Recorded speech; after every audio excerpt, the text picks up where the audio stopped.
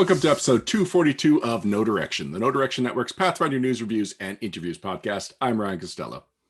And I'm Jefferson J. Thacker, also known as Param. Paizo recently announced a new partnership in which Rise of the Runelords would be adapted once again. However, instead of turning Pathfinder's original adventure path into a card game or an audio drama, they were turning this tabletop RPG adventure into a tabletop RPG adventure. It's not just Rise of the Runelords. Pinnacle Entertainment, the new partner, is adapting Pathfinder itself to Savage Worlds, a completely different role-playing game system. Yes! I love it! I love it!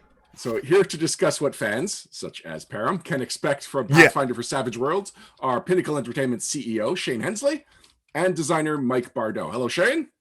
Hi. And hello, Mike. Hey, guys. Hope you two are doing well tonight. We are.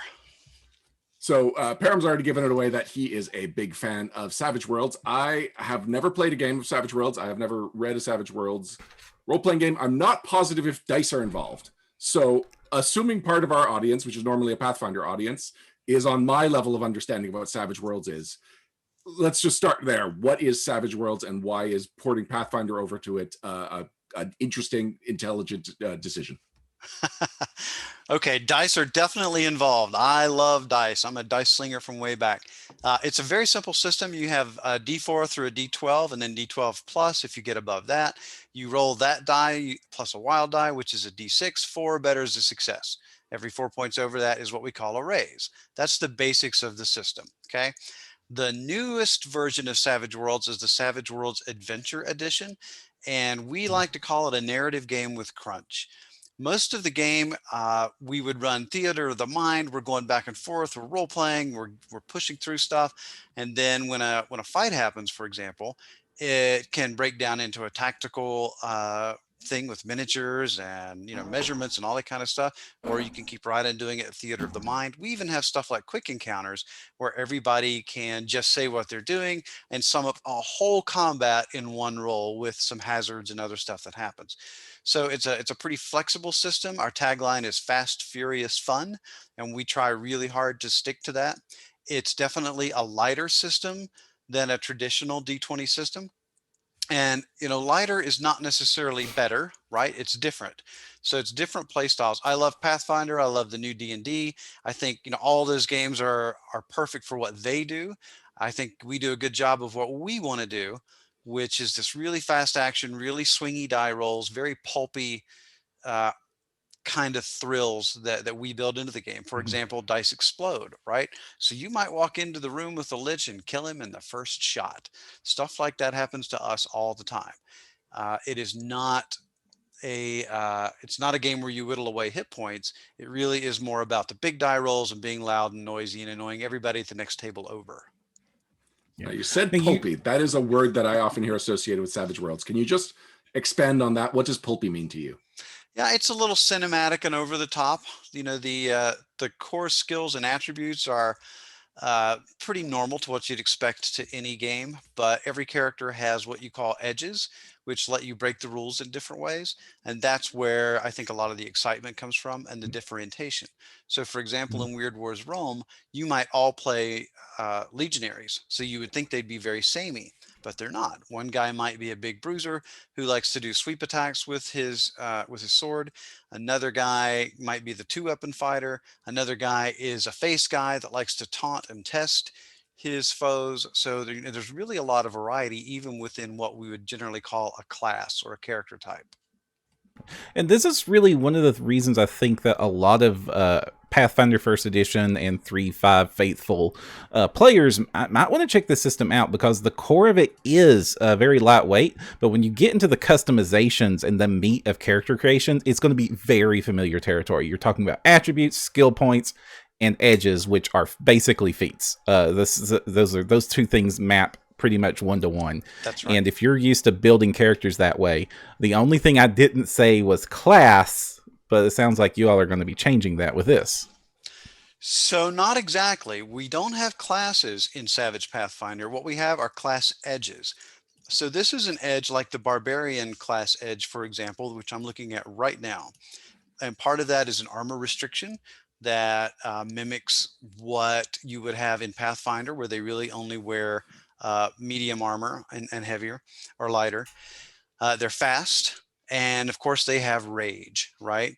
And once you take that edge, it opens up later edges you can take, like powerful blow, intimidating glare, and strength surge. So I think in format, a D20 player would find them pretty familiar. They are just they're actual choices rather than what you get from the list on the class, which is good and bad, right? It's good because you could go other directions. It's bad for people who really don't want to figure all that stuff out and just want to, what do I get when I hit 9th level, right? Which is also cool. So I think it's similar, but a little bit different in its foundation. So it's more okay. I think we're getting the horse before the Cadillac on this one. So we're talking about two different things. There's Savage Worlds, the basic system, which is in its 3rd edition. Well, we don't really number them. It's pretty much the same game as I wrote in 2003, but there's definitely been some upgrades to bits and clarifications to bits, and certainly in the newest edition, which we call the Savage Worlds Adventure Edition, some more of the narrative stuff has come in and it's more streamlined. Okay. And then there is going to be the Rise of the Rune Lords Adventure Path ported over completely to Savage Worlds. Now, this could be played with the same Savage Worlds books that people might already have? So, no, I'm glad you asked. So, generally, when we do a Savage Worlds setting, like let's say Deadlands, the Deadlands setting uses the core Savage Worlds Adventure Edition rules. For Pathfinder, we decided to build the rules right into a new rule book. So the Savage Pathfinder rule book is all of the original Savage Worlds rules, plus the new stuff for Pathfinder, and what we would normally call setting rules built right into the meat of it. Okay, so there's going to be a core rule book. It is a core rule book, that's right. And that's all you need to play Savage Pathfinder. You don't need to buy the Savage Worlds Adventure Edition. And Mike, I believe that's where you came in. You're doing a lot of the heavy lifting on the conversion. Yeah, I mean, there's a team of us that have been working on the whole project, but I've had my head down primarily in all of the Rise of the Rune Lord stuff, and then working with everybody to just make sure it all comes together, right? Because anybody who's played Rise of the Rune Lords, who knows any of the adventure paths that Paizo has done, they do a lot of work with enemies who have class and such. So we want to make sure they all line up and you get the same exciting experience when you're going after them. And what is your Pathfinder experience? I mean, I've been playing Pathfinder since the beta came out, the original one, not Pathfinder 2. So I have been playing since 3.5 stopped. Nice. Same. Yeah. So then, as somebody with that much experience with Pathfinder, what is it about Savage Worlds that appeals to you? So, man, that's a good question. There's a lot of things that appeal to me. Shane talked about the tagline "Fast, Furious, and Fun," and one of the things I love is I have a pretty big play group quite often, and we've had some combats in any D20 system that go kind of a long time.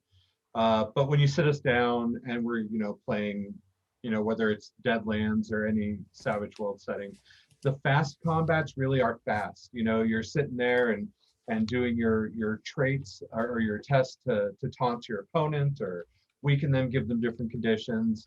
You're going in, you're getting your big hit and wiping out extras. And so, coming in this this look for a Savage Pathfinder, right? When you sit down and you have some key character goblins and then a bunch of goblin extras, the fighter or the wizard, they really get to lay into them, and you can take on a lot more guys in just a lot faster situation and get that feeling you get when you're really high level and use a spell to take out half a town. I mean, save half a town. Yeah. Also, the core system for Pathfinder 2 players is going to be very familiar. Where we've really bragged about and how much we liked the new crit system in Pathfinder 2, and Savage Worlds uses a very similar system where when you roll your test, every 4 over the number is considered a boost, which is similar to a critical effect, and actually they can go much higher than 1 crit. They can get kind of ridiculous. Yeah, the other thing with that too is, like you said, dice explode, so you roll the highest number on whatever die and you get to roll it again. And that gives you that same exciting feeling as when, you get that crit, on your bow or some just big attack. It's just always exciting to ace any skill test or ace in any combat. Shane, why? Why is Pinnacle releasing Pathfinder for Savage Worlds? That is the first question we always get asked. So I love Pathfinder. Excuse me. I love Pathfinder. I love the adventure paths. D20 is a system I like. It's not my system of choice. Savage Worlds is, right? I mean, that's why I made it. But I love these big epic stories that they tell. I don't think anybody has done a better job of that in our industry than Pathfinder. And so many people in our community convert the adventure paths to Savage Worlds all the time, right? So assuming things go well and Paizo continues to be happy with what we're doing, and so far they are, we hope to do Kingmaker and Mummy's Mask and all these others down the road, right? And that's really exciting to me because I get to play these awesome stories that they make with the system that I'm most comfortable with and enjoy the most. And that's really why. It's really just as simple as that. Pinnacle makes the settings I want to play. That's why I created the whole company. And one of the other benefits of this, I think, for the Savage Worlds community is just the shot in the arm it's going to get for fantasy gaming in Savage Worlds. You have plenty of fantasy settings. Frostburn is one that comes to mind. Did I get that name wrong? I know I probably did. Yeah, well, we don't have anything besides Lankmar and the original Evernight ourselves. Many of our licensees, because our system is, you can license the system, have done so. And Hellfrost by Triple Aces is probably the one you're talking about. It did begin with Pinnacle when Wiggy used to work for us. We gave that to him when he left for health reasons, some other stuff. We gave him his setting. He and his partners have done wonders with it. I think it's great. But we've been sitting on some ideas for fantasy settings ourselves that we were going to do. I'm a big fan of Lankmar as well, which we already did. I wrote the TSR version of it many years ago. But we decided if we could do Pathfinder and they'd let us do it, we would do that now and first. And they agreed, and here we are. And so I'm just like the few fantasy, like when I wanted to run some like really pulpy games for fantasy set games, just being able to have like I'm drilling over the prospect of just having the bestiary full of monsters added to what I've already got with the fantasy companion. Yeah, I think the work so Chris Warner is the lead developer on all this. I think he's done a fantastic job on setting it all up, getting the rules in place. He's working on the bestiary now, and having that for all of our Savage Worlds games is great. It's all completely compatible, right? And we've been really lucky. I've known Mike for quite a few years now, but this is the first big project we've gotten to dig into together. And Mike has just been a machine on Rise of the Rune Lords. And not only is he doing an amazing job converting it, which is not just switching over stats, and I think that's something you'll want to ask him about, but he's actually running it for us, and we're just having a blast. We're playing 2 times a week right now to make sure that everything's as smooth as possible, and it is 2 highlights of my week. So we've got a comment in chat I want to quote. It's from Amerigo Reeves. Yeah, I'll go with that. Says that their college children's fund keeps getting lower. Okay. Oh, just looking at that Kickstarter, I'm feeling. I mean, that Kickstarter is great. So, Param, before we go forward with the interview, can you remind people how they can interact with us during our live episodes? Yes, every episode No Direction is recorded live in front of a Twitch audience. If you join us at twitch.tv/No Direction Show Wednesdays at 9 o'clock, you can join the chat and get questions to us and our guests, and we will introduce them throughout the show. So the first teaser images, it was a picture from the cover of Burnt Offering. So people rightly assumed that Rise of the Rune Lords would be a part of this. I don't think we knew until the Kickstarter launched that it would be a full box set of just Savage Worlds Pathfinder and then a whole separate box set for Rise of the Rune Lords. So how did it go from just, adapting an adventure to adapting the system itself? Well, that was always our plan. We announced on Thanksgiving with the teaser image to show what we were doing. We wanted to make sure people knew that we're really converting and And what we're excited about are the adventure paths, starting with Rise of the Rune Lords. There's no real sense in us converting a system, right? If you are most happy playing D20, you should play D20. If you're most happy playing Savage Worlds or any other game you like, you should play that. But again, we want to play the adventure paths. We want to play them with the the flavor of ice cream we like a little bit better than the others. So that's how it was for us. We decided to do the core rule book integrated rather than asking people to go get the Savage Worlds regular core book first, because it would probably be more familiar and more integrated for people who are coming from outside the Savage Worlds community, whether they're Pathfinder players or D&D players, or really our target audience is people who are into fantasy RPGs, regardless of system. And this gives them one book to pick up, play, and use. I am curious about your bestiary, because Paizo put out 5 bestiaries for Pathfinder First Edition. They're already putting out their 3rd bestiary for Second Edition in a couple of months. So is that just a one-to-one translation of the 1E first, like bestiary 1, or is that a whole variety of monsters that are now being put together in a whole new collection? It's primarily number 1 with a few additions, I believe, from Rise of the Rune Lords and a couple of others we felt necessary for some of the stuff that we have planned. I have a curious question that's come up in our chat a little bit and is absolutely inconsequential.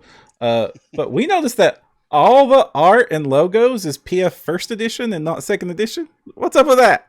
Because we licensed First Edition. We did not license Oh, Second Edition. Interesting. Yeah. That's a specific thing. That's a very specific thing. So Second Edition, that's their new stories, their new stuff. They're running with that. First Edition is not on their front plate right now, right? They've got all this other stuff.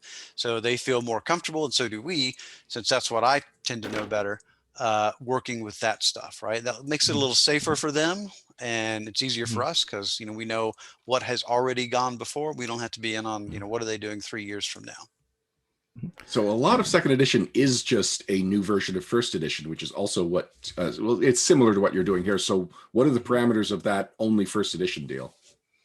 That's pretty much it. Only First Edition.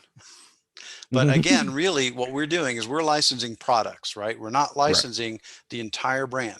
So we're licensing Rise of the Rune Lords, Hollow's Last Hope, and then there are other bits and pieces we've grabbed that we will put into various books, like the Companion, that is a stretch goal, excuse me, in the current Kickstarter. And fans of ours who have followed us on previous Kickstarters, right now, the Companion is a PDF collection of other articles from around the Pathfinder world that tend to relate to either the core classes or Rise of the Rune Lords. Don't be surprised if that winds up being a print book. So that's something we often do in these Kickstarters. Can you walk us through what is in the Ultimate Boxed Set? Yeah, but I'm going to have to pull up the Kickstarter so I don't miss stuff. Sure. So while you're doing that, Paizo has put out box sets, but they've always been beginner boxes. So this is actually more than a beginner box. It is a lot of the rule books that we consider core are collected, as well as a whole bunch of interesting looking accessories. Right. So we make something called the Savage Worlds Essentials box over on the regular side of the system. And in that are the plastic poker chips we use for bennies, which, like you said, are hero points or fate points.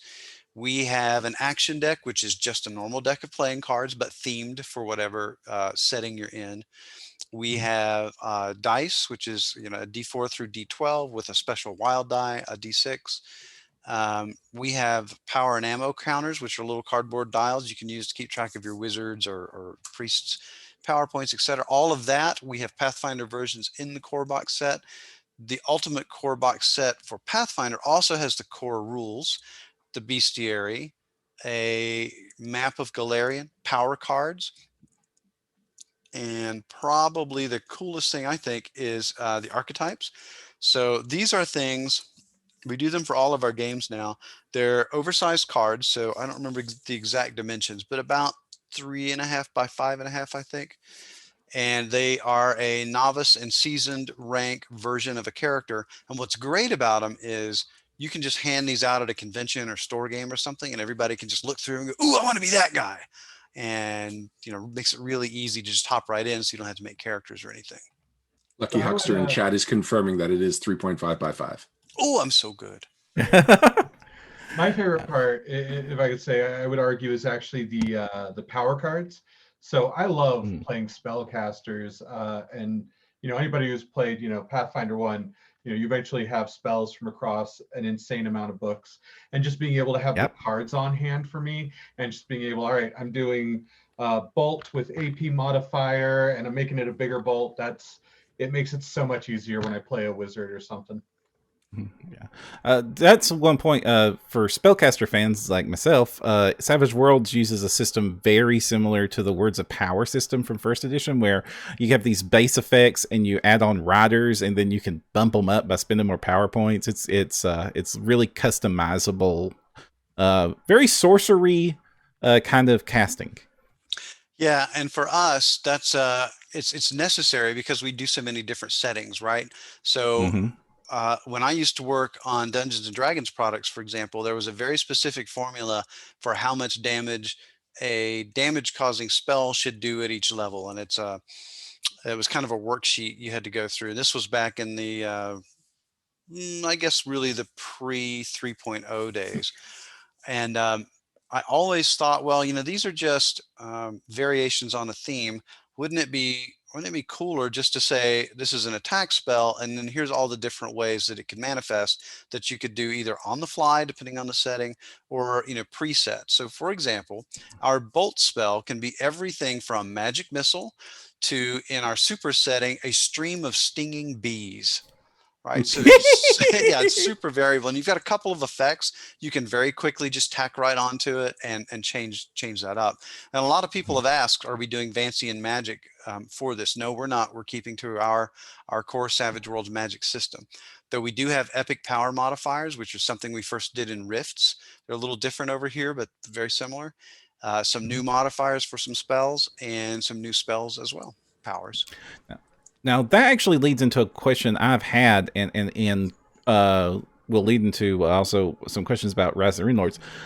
Savage Worlds by default has a character power progression that's a little bit, I'm not saying under, but the top end power ceiling is a little bit below your typical top end epic I create demi-planes characters that 20th level characters in Pathfinder can get. So how are you addressing that? Because at the top end of Rise of the Rune Lords, demi-planes and wishes and stuff are flying off.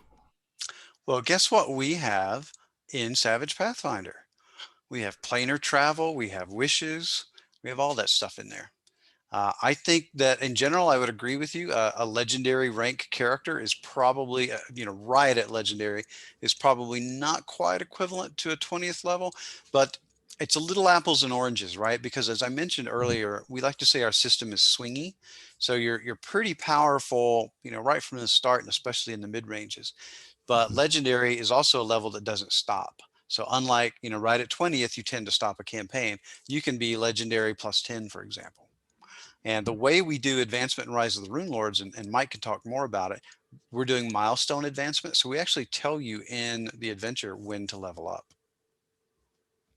Yeah, so anybody who has played the original Rise of the Rune Lords, they gave at the beginning of it a lot of variables. Like they would give you signals for when players should advance.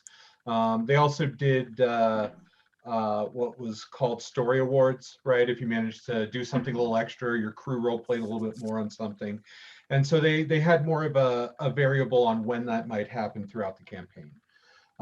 What we've done is because it doesn't go for 500 XP for an ogre, 10 XP for a goblin, that kind of thing. It's set more on the milestones where you expect, right? So not only are you leveling at the increment that helps balance out the game, but you're leveling at the increment of the story. So right after you complete that epic climax in a battle, or solve the mystery or something like that, you're getting your next advance, and it feels good because not only have you accomplished something in game, but your character is leveled up, essentially, whether you are training more for more skills or getting another edge or what have you. So it's just got what I think is a really smooth feel, and works well for players getting to advance. The one other thing I would add is, Rise of the Rune Lords, I think originally ended around 18th level. And I think like most Pathfinder players, we all kind of crave hitting that level 20, especially if you stick with your class and you really want to hit that level 20 ability. A lot of the groups I've seen, a lot of the groups I've played in and ran, we tend to not hit level 20. We usually, start low and then hit a really good sweet spot in the upper teens. And I think with Rise of the Rune Lords and Savage Pathfinder here, I think you get a really good feel of all of that, whether it's starting out as a really good novice character and feeling like a paladin to hitting legendary and being like, man, I am just the sword of vengeance of my god. It does a really good job of giving you that feeling without going, man, if I only had 2 more levels. And so I like that about it too. So I guess that does go back to the basic question. How are you adapting these encounters, this adventure, to Savage Worlds in a way that isn't, as Shane said, hinted, it isn't just a stat swap? So there's, it's kind of a big process, but I'll sum it up for you. I do 2 kind of waves, right? The very first thing I do is we have a conversion guide where I make sure everything looks right as I start pulling it over, right? There's smarts instead of intelligence. You've got spirit instead of wisdom. You've still got strength because, strong. You've got vigor instead of con. But I make sure it all looks right. And then what you start doing from that point is a lot more, as Shane has put it, it's art, right? So I look at the goblins, or I look at the ogrekin, or the various giants, and I start going, what is the purpose of this, right? We all look at goblins, we know goblins coming at your fodder, right? And so how do I best adapt and apply it so that when this encounter happens, they function as they're intended? When a trap is involved, right? What's the goal of that trap? Is it just to do some damage? Is it to make the next fight harder? And if so, I try to make sure it's adapted in such a way that it still accomplishes that, right? And so a lot of the people who have fought these monsters over how many years now, you're going to see a lot of stuff familiar, right? Like giants, cloud giants being able to call lightning. They have an ability that functions like that, giving them some range combat ability or the ability to rise into the air as per, levitate and such. But they all have to fit what their intention is. And so that's what a lot of it comes down to. And you start looking at, whether a creature has a 35 or a 47 strength is less of a concern than saying, okay, is he beating on you in the way he's supposed to? Is the sneaky guy, manipulating in the way he's supposed to? So it's about, taking that second wave and making sure it all fits in the right way to give the players the feel that they're supposed to feel. So that's how you get it to feel like we were playing with Pathfinder. But what's the experience? How is this going to be different, or how's this ice cream flavor going to taste? Why am I going to have a different ice cream flavor playing it with Savage Worlds? So there's a lot to jump into on that. First of all, one of the big mechanics you can do is called testing. It's where you go in, whether you're the bard or the rogue or even the fighter, and you can go in and you can use your skills, not necessarily just swinging a sword, but to try to manipulate the opponents, give them different conditions. For example, if you're having a hard time dealing with an enemy, and you've got a rogue in the party, a character with the rogue edge, you can taunt your opponent, try to get him to the state of what's called vulnerable. That way, when the rogue comes in, they can, get their sneak attack in on him to get the extra die. And a lot of the encounters tend to have a lot more environmental bonuses or environmental effects going on that kind of help adjust the party or the fight. I won't spoil too much, but we had an encounter I ran a couple weeks ago, which ended up with a poor barbarian's death, in which the party wasn't just dealing with a single enemy, right? They were dealing with the area, they were dealing with different spell conditions and such.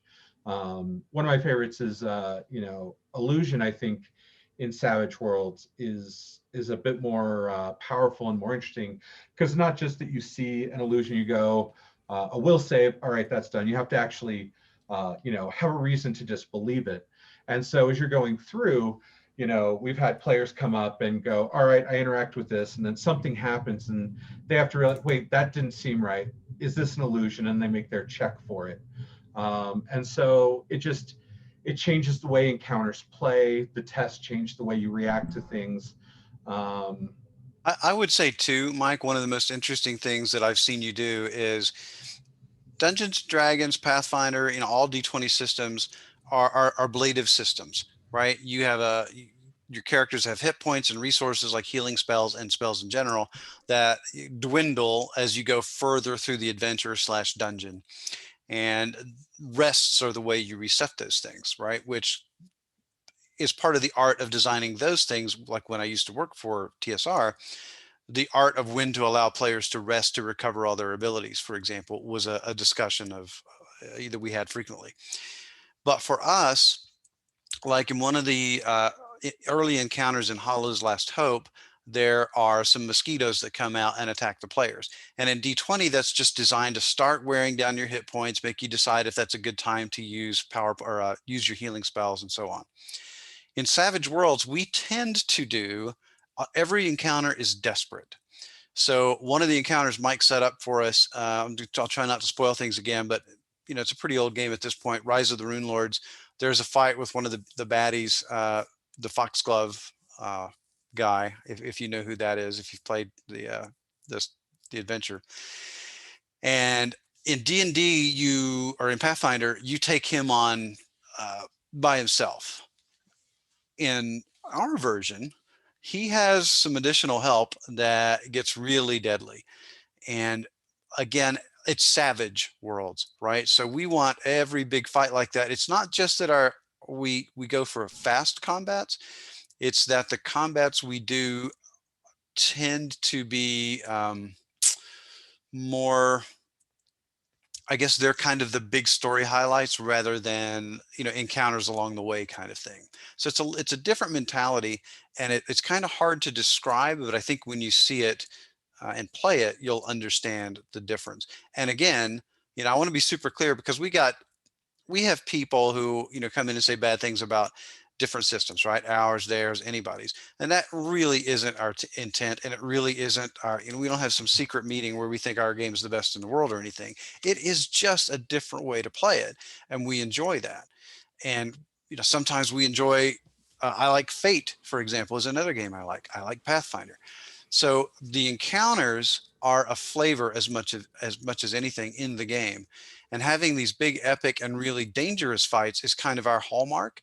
And Mike's done a great job of taking those encounters in Rise of the Rune Lords and I would say mixing them just a bit so that things tend to happen more all at once. You don't fight room by room by room. They're going to rush out and fight you all at once.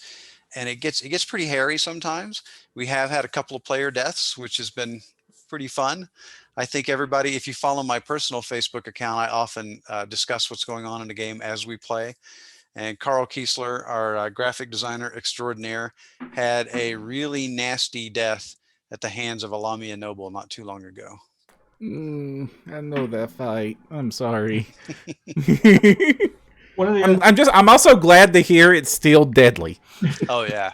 One of the things I want to call out too is for any Pathfinder player who's looked at any of the optional rules, whether it's hero points or piecemeal armor. The other thing you're going to get to see is, Shane we talked about bennies here, and it's the action of, sometimes you'll miss that key hit, but you've got this limited resource in which you can really start chasing down, and you've got the risk of crit failing as you chase that roll, but you've also got that chance of acing high and landing that key hit to turn the course of a battle. And then with the piecemeal armor, for anybody who's read that section in Pathfinder, it's very similar in which you can go in and you can pick up that nice mithril breastplate, but you're not going to have a full set necessarily all the time. And so some enemies might start going for shots to the leg, called shots, obviously, in which they'll try to take you out or hinder you in your less armored areas. And so you find yourself trying to equip your character, your hero, in different ways to take advantage or to cover your allies' weaknesses. We have a question from chat. Christian Serrano says, happy to hear about planar spells. Will we see those in the Fantasy Companion as well? So the Fantasy Companion is the Savage Worlds version of, hey, I want to run my own fantasy campaign. Give me all the tools that I might want to run everything from Game of Thrones to Conan, right? So will Planar Travel be in there? That one is still on the table for the Fantasy Companion, Christian. I appreciate the question. I don't know about that one just yet. I got a lot of specific answers about the Fantasy Companion. That is not one I can answer at the moment. Still debating, because planes are tied to a setting in my mind. Now, you could say that there's elemental planes of fire in most settings, for example, but I don't know that that's true in Game of Thrones, right? And the Fantasy Companion is there to allow you, to make your own setting. So having planes that allow, or spells that allow you to go to other planes is a little setting specific in my mind. But we'll see. We're still working on that. One of the things you said early on that really intrigued me was the idea that there are, I forget the term, whether it's quick encounters, short encounters, but basically there's some of them that are meaty and you actually play out tactically, and some of them it's a single roll of the die. So can you give an example, say from Burnt Offerings, of what one of those quick encounters would look like? So no, and the reason why is we don't typically say, especially in Rise of the Rune Lords, run this as a quick encounter. That's a GM tool to do so. So I know most of your listeners are Pathfinder players, but let me quickly give you an example of where this came from. So many years ago, I guess about 5 years ago, I went to Italy to run games at several of their conventions over there with our translation partner. And I wrote a special Deadlands adventure to run while I was there called The Devil Pigs of Cochise County.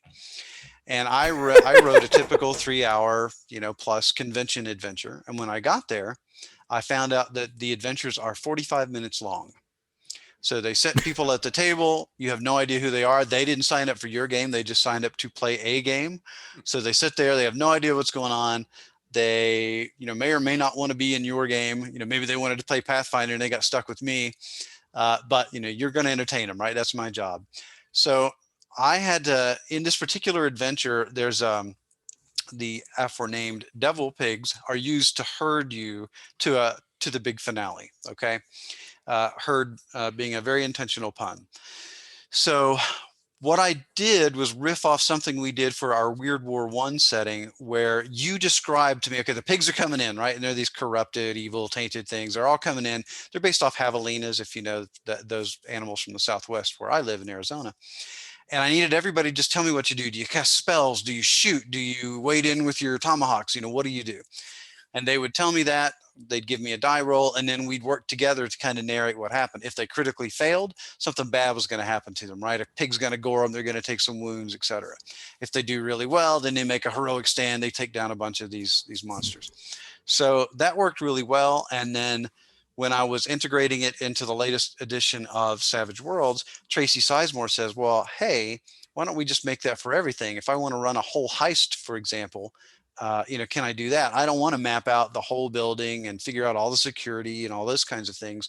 Can we just do like a staged kind of thing where, okay, you got to break in, you got to steal the, where we used it exactly was in the Temple of the Shark God in Lankmar. So you can run this whole cool heist with everybody kind of narrating and telling you what they do without going, room to room and clearing the whole thing. You can do that as well, right? It's all there. And the same thing applies in Rise of the Rune Lords. You can play out all those encounters just as we've written them, and that's what we've done. But if the GM is pressed for time, for example, which happens at conventions or store games a lot, or he or she's just not interested in fighting out a big, long tactical crawl through, some particular dungeon, you could have everybody tell you how they're approaching it, make these die rolls, and then collectively tell the story of what happened, come out the other side and move on to the next part of the adventure. So we don't typically tell you when to do it. It's a tool for the GM. We do on occasion in other games, not in Rise of the Rune Lords.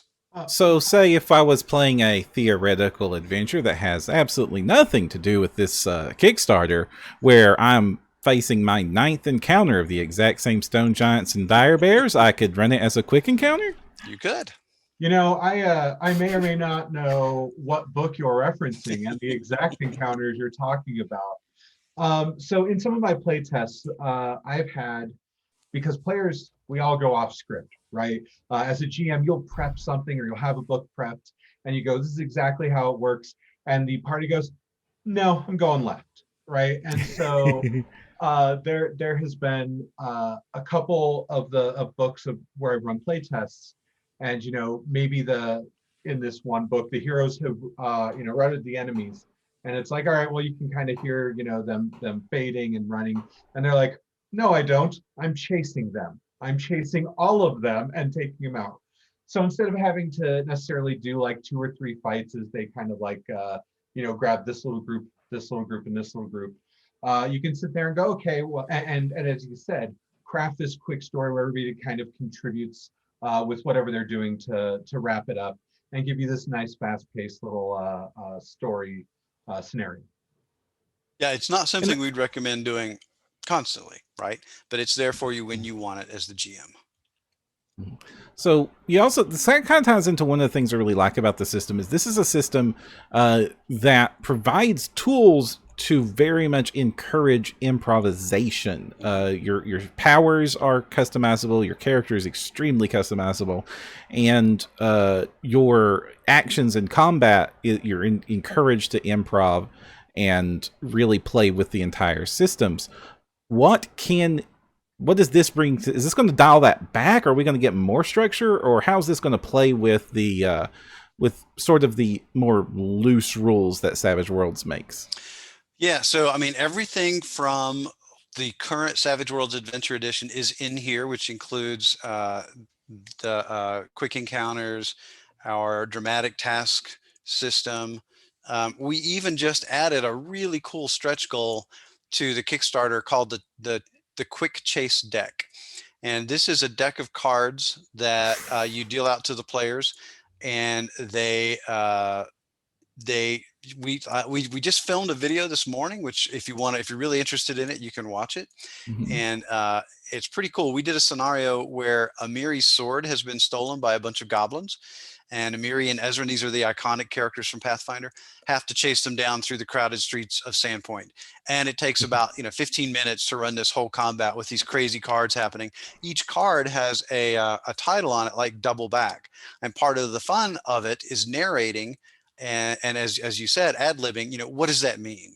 Right. So yeah, there's some text on there and some rules, but what does it narratively mean? And we tell this cool, fun story, and it's hilarious, right? So there was a point where the goblins have I think an obstacle card came up, and they had to run over a cart as it's tipping back and forth, and the people of Sandpoint are screaming in all directions as the goblins tear through them and or chaotically, dance and cavort through them, as I think we described it. Mm-hmm. So it's really fast and fun, and it's what we try to do is layer on a fun narrative layer on top of a crunchy layer, and that's really important for a lot of reasons. Let me give you 2 examples, and I also want to offer, if for those who are watching it, so Ryan and Jefferson, if you want us to do this, I'm happy to do so. I actually have the file open on my computer, and I could share the screen and show you a couple. Oh, sure. If you're interested. If not, that's fine. Of course I'm interested. Okay. So let me quickly explain this narrative and crunchy interaction. And I think most people know what those terms mean, within our little industry here. So the narrative stuff is, guys like us, we like to hop in and we're going to run our mouths and tell funny stories and hope everybody at the table's laughing and, having a good time with us. But there are plenty of people who love to play these games who may not be quite so outgoing, right? So my wife, for example, loves RPGs, plays them all the time, but she's not one to grab the spotlight like some of us will do. So, those acing dice are a big deal for her, because when she gets the big high critical on the big bad, everybody's like, woo, we're all hooping it up and yelling, and she feels like $1 million and everybody's happy, right? It's awesome. So that's one big reason, is just making sure that the outgoing players and the more what's the word I'm introverted introverted, there we go, players have a great time and have things that are going to happen for their character to make them feel cool. That's what we all want to do. We all want to feel cool, right? And then the second part of that is there was this great Weird Wars Rome adventure I got to play in many years ago at Genghis Khan. Neil Hyde was running it. And it was this really tough situation where our legionaries were trapped by this ancient salamander, which I think most people probably know what that is if they're listening to this podcast. And we didn't know if we could survive the fight or not. And if we'd been playing a straight narrative game, those of us who, or anybody in our party who were particularly persuasive, would either convince the GM that, we were going to make it, or the GM would say, no, it's a valiant effort, but you die. And that's why purely narrative can be a bit of a bummer sometimes, unless that's what the point of the story is, which can be fun. But what happened was, we saw what our opposition was, and then we just had to fight our way out of it and let the chips fall where they may. And that's where every bit of tactical know-how we had, and the shield partner edge, with all the different legionaries and stuff, really came into play. And it was one of the best, most exciting battles I've ever played at a convention. So that's why we like to have it underneath there for when it's important. Yeah. And when pardon, Mike? Chips fall where they may. Was that pun intended? It was. So Tom Vassell was actually the one that taught the system to me at Gen Con, and he explained it that the best way to understand how to have fun with Savage Worlds is that the dice and the rules will tell you what happens, but you get to tell them how. I love that. I love it. That's great. One of the other mechanics he mentioned too was the dramatic tasks, and this is something I've stolen and used in whether it's Pathfinder or Iron Kingdoms, and that's where you get to take your group of players that has this really hazardous situation, not necessarily a combat that they have to overcome, and through a series of rounds, and they get to describe how they're contributing to achieve this goal. And some players, who are more introverted will just, be like, I have this skill, I think that applies, I want to kind of do it. And then you have people like Shane who will go way over the top and be very thematic about it. I know what you're talking about. It does a really good job as well of including people, and it creates for a very exciting series of encounters. We were talking about a screen share. All right, that didn't happen, right? Okay. Not yet. I was waiting for you to tell me. Oh yeah, we were good to go. Okay. So you need to allow me to do so, I believe. Oh, I have messed it up. Hold on, I or do I have to do it? I think I might. Distraction. Oh, okay. Yeah, you do that, or yeah, make him a host. Make him a co-host. Oh, all right. I think you just have to allow permission. Okay, or that. Right now, you're a host, so you can do whatever you want. I have the power. Ooh, you are the host. Hopefully that doesn't mess anything up. Okay, well, you can unhost me in just a moment. Okay, so for those who aren't familiar with how 99% of us in the industry do this is a program called Indesign. It's part of the Adobe Creative Suite, same people that make Photoshop and Acrobat and all that, right? So this is what the book looks like at the moment, okay? Low res. Yep, and I'm going to hit Shift W to show you the print preview. This is the iconic character of Amiri, and this is the barbarian class edge, right? So there's many different types of edges. These are class edges. And this is the core class edge that in Savage Pathfinder, you get a class edge for free. If you don't want a class edge because you don't want to play essentially a class, you can get a background or professional edge for free. So you can do whatever you want, right? But we're gonna encourage you to play the classes because that's the tropes of the world. So this is the core barbarian edge itself, which gives you armor restriction. That's a bad thing, obviously, but you get fast and a better version of berserk out of it. So that armor restriction not only mimics the Pathfinder rules, but also balances out this edge. Edges are what we call 2-point edges. We have a system of points for all this that's behind the scenes. You don't need to worry about it, but it is balanced. It's the same as any other edge. Once you hit seasoned, you can take powerful blow. When you become veteran, these are our ranks, which are like every 4 level ups in our game. Intimidating glare and then strength surge. And then, wonder what that big blank spot is. Might be something cool coming later on. This is Amiri. So this is the actual iconic character modeled as best we can in our system after the Pathfinder character. So some people saw a preview of, I think, the Wizard on Ian Yeah, World. Ezrin. Yeah, Ezrin, and thought that this is what you must take. It's not. It's what Amiri took. Okay, so that Oh. advancement track there is what Amiri took. And that's just, our version of her and what we think it would probably look like, in our system. So I do like how you mapped the advancements to a 1 to 20 scale to help it be familiar. yeah, and that's right out of our core game, right? So 1 to 20, and every fourth rank is seasoned, veteran, heroic, and legendary. So that's what that's all about. These are her hindrances. So, if you've played games with like GURPS with GURPS is drawbacks. I'm forgetting all of a sudden. Bloodthirsty flaws. That doesn't sound right either. Bloodthirsty, death wish, poverty. Right. So there are rules for those elsewhere in the book, and that kind of tells you a little bit about her philosophy in life, who she is. We do have the languages rule in here, so you're going to have the same languages you would have in Pathfinder. And there's your attributes, there's your skills. So pretty simple, right? I am a little worried that she's got a death wish. Is Amiri okay? Well, you'll have to ask her. And anybody who's run into her in some of these stories, she is definitely not okay. I mean, that's fair. That's real fair. Sure. Sure. Savage Clinton chat is saying disadvantage. Disadvantage, that's it. Yeah, advantage and disadvantage. I played GURPS for years, but put me on an interview and I forget everything, like the word introvert. I hate to say this phrase, and because it is a bit of an additional wording, but my favorite part about Savage Worlds is, it's better GURPS. Well, why would you do that? I don't think it's better. I'll tell you, I don't want to take up all the time about my experience, but I played GURPS a ton. I loved GURPS all through college. That was my system of choice, and certainly a lot of influences from every game I've ever played are in Savage Worlds. Right? Certainly some GURPS stuff is in there. A whole lot of ideas from Torg. So being a face guy in Torg is really cool. You can actually affect combats by belittling your foes and supporting your allies and that kind of thing.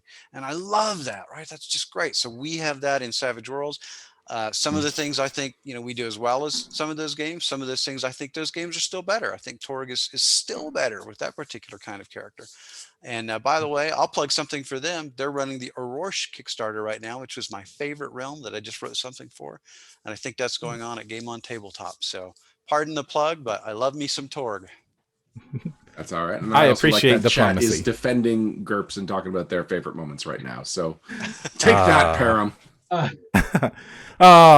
Okay, yeah, I like GURPS, but I think Savage Worlds is better. And I will absolutely continuously say, because you all were living on Rifts, I will come in and say, I dislike the Palladium system again. let me tell you one more quick. Also, my opinion isn't the right opinion.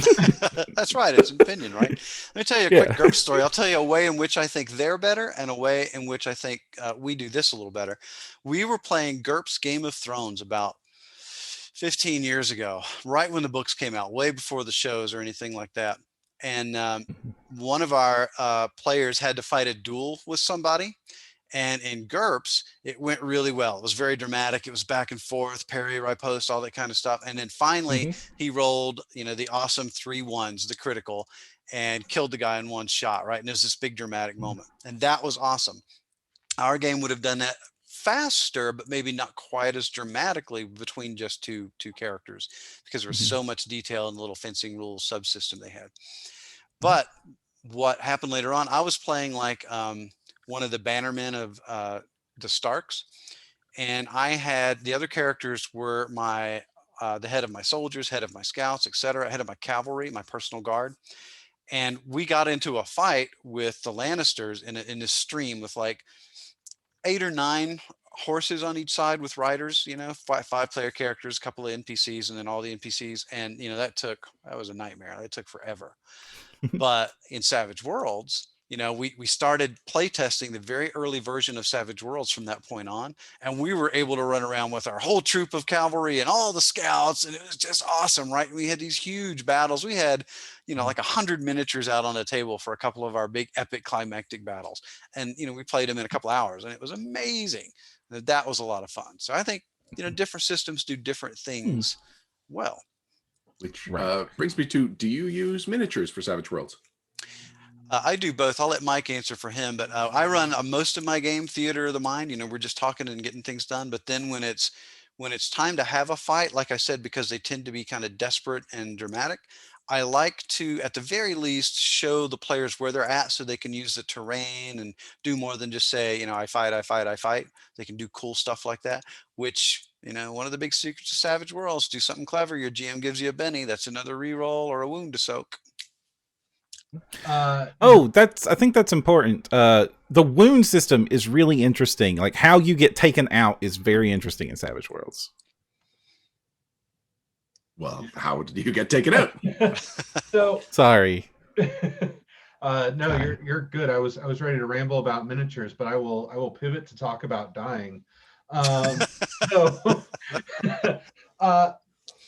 to kind of bring it in for all of your viewers who've not played Savage Worlds or mainly Pathfinder. So Pathfinder, you have the progression. You get your starting die and hit points plus con, and then as you progress up higher and higher, you get upwards of, I think I've had a barbarian over 200 hit points. And as we talked about earlier, the fights tend to whittle you down bit by bit, whether you're chewing through potions or the number of rages you can do per day, just it digs into you. With the combat, all the players, unless you're legendary, have 3 wounds, right? 3 wounds before you get incapacitated.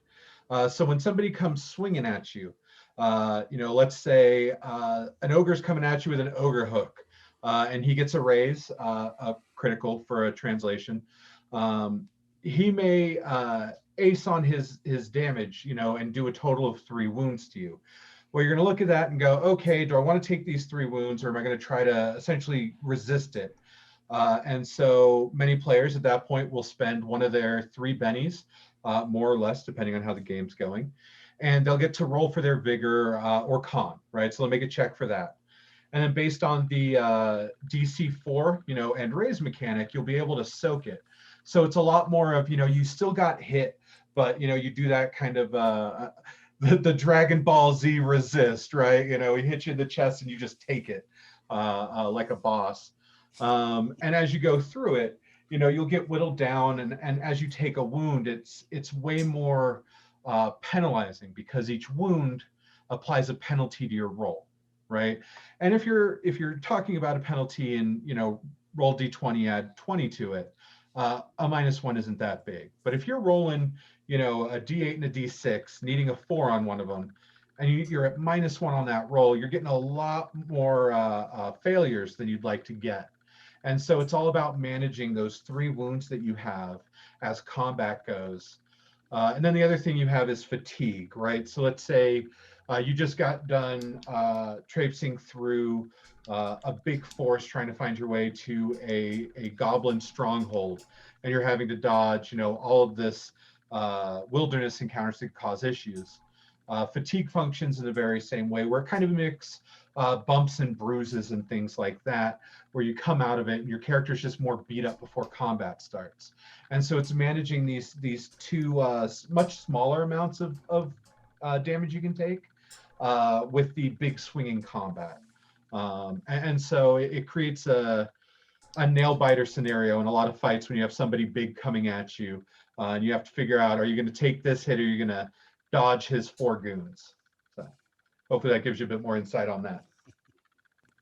Does. I am concerned. Like my character in Adventurous, which is our actual play, has 39 hit points, and he's a bard. And you're telling me the barbarian has 3 wounds? So the barbarian has 3 wounds, yeah, but just a little insight, because you saw that page, right?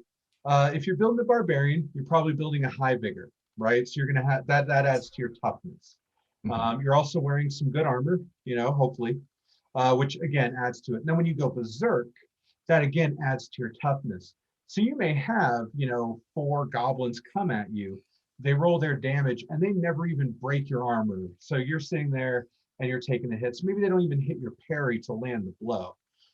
So it's like he's described earlier, where fights are a lot more dramatic and swingy than grinding you over the course of a couple sessions. Because while those 4 Right. goblins probably won't even scratch your armor, one of them just might kill you. Yeah. No matter how weak the extra is when I'm playing the game of Savage Worlds, I'm still worried about it. You should be. That's the point. It's savage. It's a different play. So anybody who's played like the Iron Kingdom's current game, right? They've got a health spiral and a lot less health than Pathfinder. If you've ever played L5R, they've got a lot less health. So the important thing is, the system is built around the way the wounds work. And so you're going to look there and you should be worried that you've only got 3 health, but it's not the same fear that you should have of, I only have 3 health, I'm never going to make it through a fight. You want to play smart, right? I will tell you, I've had people run into an encounter and think, you know what, let's just swing swords until we get through it. And it does not go well for them. So you still want to go tactically and stuff. But yeah, it's very exciting, and I think people will enjoy it. You have a lot more active choices when you're on the defensive, which has the side effect of keeping everybody kind of engaged, whether or not it's their turn. Yeah, Now, I would Mike- also say teamwork is a big deal in Savage Worlds too, because of what we said about, it's not just, do I use my spells to boost your fighting and boost your strength and so on. I might also want to feint against the ogrekin with the hook, so that he's distracted and vulnerable, so that the thief can come in and do his big backstab attack. Right, so you've got lots of setup there. You can also support characters. So maybe you get stunned by one of the enemy spellcasters and you just can't break out of it. And I could say, "Come on, man, you've got this," and I roll persuasion and give you a bonus for that. So there's a lot of teamwork in there that makes it a lot of fun. One of my favorite play tests I did with Shane here, it was so great because I didn't see it coming. One of the players goes down hard. He's incapacitated. And he's probably going to start bleeding out. And I'm waiting for Shane to heroically jump in there and use a potion or a wand to heal him. And he's like, nope, not doing that. He's like, he comes over, he's like, come on, buddy, you can do it, you can make it. And he used this to aid the players so that when they made their roll, rather than bleeding out, they were suffering a lot less. And so you can do that with a lot of things, and depending on the class or character you're playing, you can help buddies out, and it's it's more than just a small benefit too, because you're getting a +1 or a +2 again on that needing a 4. So it's really strong to help allies. Yeah, and I wasn't wasting a potion on him. No, I wouldn't either. No. Like we cut you off earlier, you said you had some things to say about miniatures. Oh yeah, no. So you were just asking about it. I love minis, right? I have spent way more than I should. And one of the big things is I like setting up 3D terrain. And so there's plenty of great flip maps. I've used flip maps before. I've used just whiteboard. But yeah, you can use Theater of the Mind. You can use squares. Anybody who's used a Paizo module, they've got plenty of maps in there. 1 square equals X. You can use a tape measure because it's also by inches. So you can check your ore there if you don't happen to have a grid map at home. And so there's a lot of different ways to play it without miniatures or with miniatures, depending on what you have handy. So that's the big thing on that, I would say. And I've done it all. It all works great. The chat keeps talking about card-based initiative. What's going on there? So we use cards for initiative. We have since the early days. So our whole system springs from the original Deadlands, right? Which had a lot of poker mechanics built in. And as we started doing other stuff with the system, the cards became really exciting. We had a lot of resistance from people at first about this. And we used to have an alternate system in there if you wanted to roll. We don't do that anymore. Cards are the way to go. They're awesome for us. And what it is everybody gets dealt a card. You flip it over, you show the GM what he's got. So sitting around the table, I can easily see who goes when, and it changes every round. It's not like D20 where it's the same every round. So, but what's cool about that is some abilities will trigger from the cards. You can get jokers, which are a huge deal. They not only give you bonuses to your actions that turn, but they give bennies to everybody around the table. And the really exciting thing is there are edges that let you get more cards, for example. And who goes first in a round is critical sometimes, right? Because you need to go before the ogre can, hit you with that big ogre hook or something. And you want to time you setting up the ogre for the rogues vulnerable or distracted, like we just mentioned. So who goes when is really important, and manipulating initiative is a big deal. And having something visual and right in front of you to do that is really exciting. The other thing I want to add, you talked a little bit about how edges go. So I have plenty of players of mine, and I've done it sometimes, that love to play support or buff casters. And a friend of mine, he loves to do what he calls fishing for bennies, whereas his character advances, he'll take all of these edges specifically, so when it's his turn, or when we're dealing to him, right, he's going to get as many cards as possible to try to see if he or a buddy can get the Joker, to give everybody the Benny for a re-roll, and so that he can get the better attack that round. Which is kind of cool, right? Because it's a meta class, right? Yeah. So there's your class, whatever character you're playing, whether I'm doing a sweeping barbarian or a 2-weapon fighter or whatever. But there's also I'm going to really try to get high initiative cards all the time, or I'm going to try to get lots of bennies or whatever. And we've you showed the barbarian, and we've talked about edges. One thing I would like to talk about real fast, for people who haven't played Savage Worlds but have played primarily Pathfinder, is you're going to be used to, when you play Pathfinder, you go up a level, you get a base attack bonus, you get your save bumps, you get your skill points. There's a lot of stuff going on, but a lot of it's just a lot of small stuff, right? It eventually over time builds up to what your character does. As you saw with Amiri, she had that straight line, but it was basically one thing each time, right? And so as your character advances, you're either getting an attribute bump, or you're getting an edge, a feat. Maybe you're upping some skills. But as you do it, the edges, everything you get is kind of a bit bigger. We've been doing, for example, was it Trap Sense? We've been playing with and play testing, and it's a lot more than just giving you a single +1 bonus. So it seems like there's less in the way of advancing, but when you get something, it really amps up your character and adds a lot of flavor to it. I worked on a lot of MMOs, for people who don't know, Neverwinter, City of Heroes, City of Villains, several others that didn't come out. And we, in a game like an MMO, we need to give you hundreds, if not thousands, of small bumps, right? But that's okay, because the computer's tracking it, and you can look at your stats slowly rising. In Savage Worlds, we take a very different approach, where everything we give you, or everything you take, is bigger. So we try to make it have a real impact on the game and change the way you play in a positive way as you advance. We're getting ready to wrap things up here. Before we go, is there any one last thing that you think would really convince somebody who is a Pathfinder player through and through to give Savage Worlds, and specifically Pathfinder for Savage Worlds, a try? You go first, Mike. Here's the one thing I would say. I had two things, but I'll tie it into one. One, Rise of the Runelords is brilliant. If you haven't played it yet and want to play it, definitely pick it up. All right.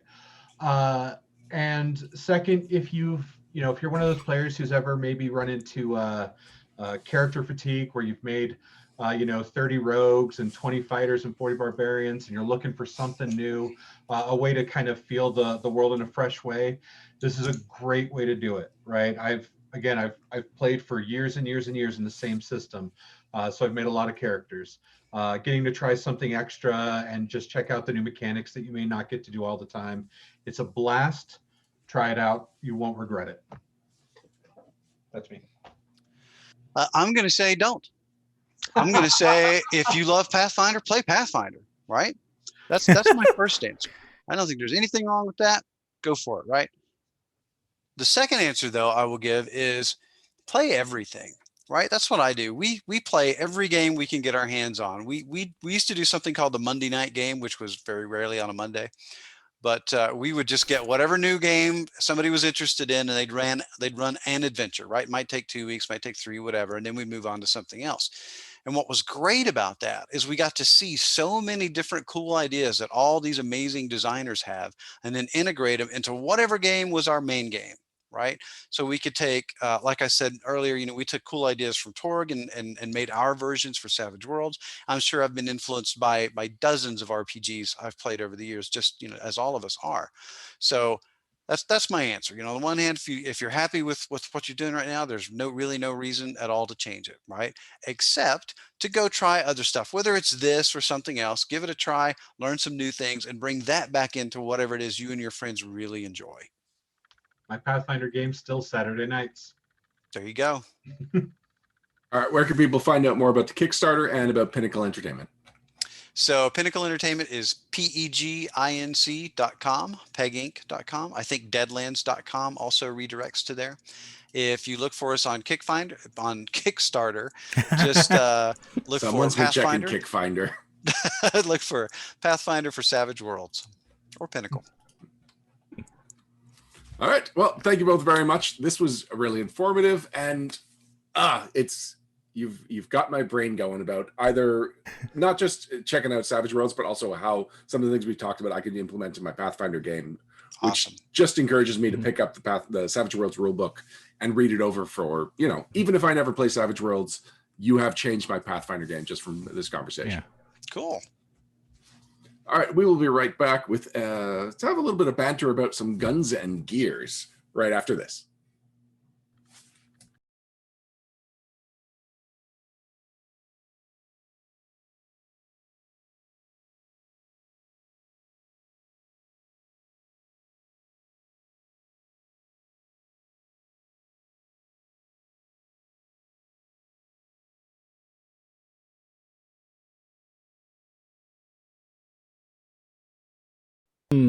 And we're back.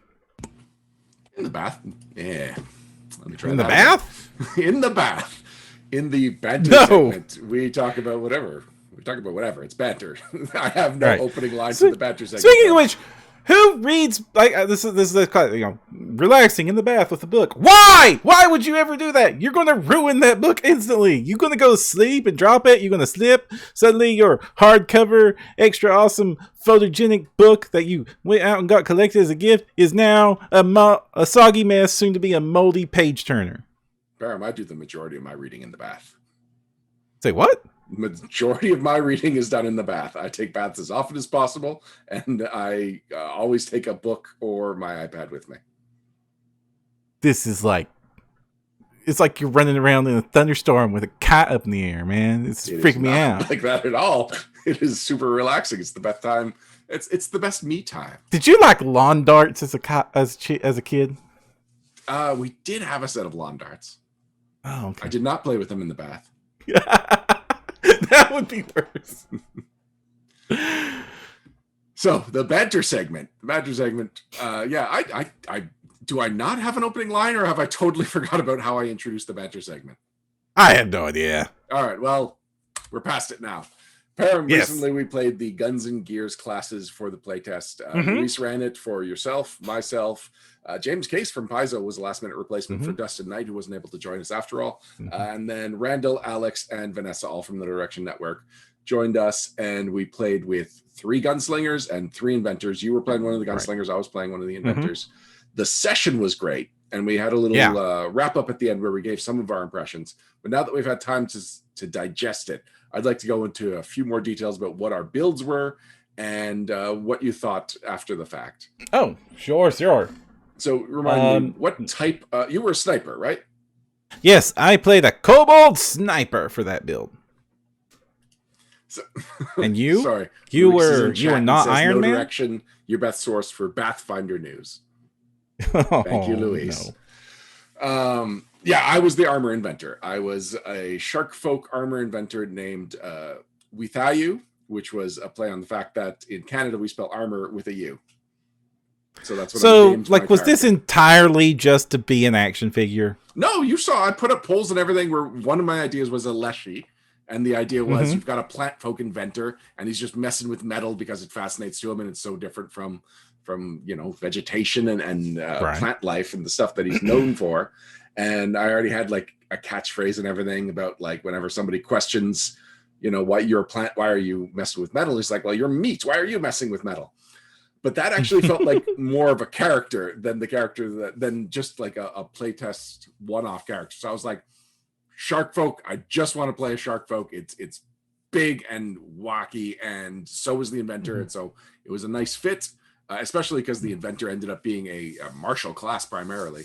So I do have the Shark Folk in Armor action figure. I will give the shout out once again to King Shark with his mecha armor that gives him the powers of a shark.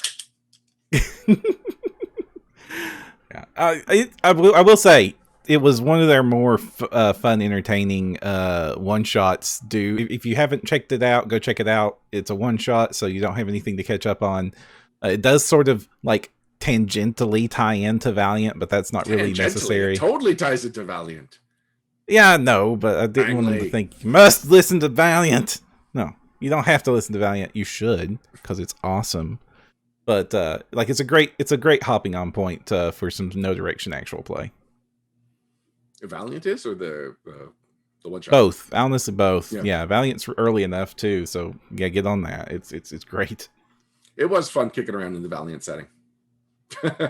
Justin Slater says one shot. I recall multiple shots being made. So yeah, let's talk about some of your shots. Crits.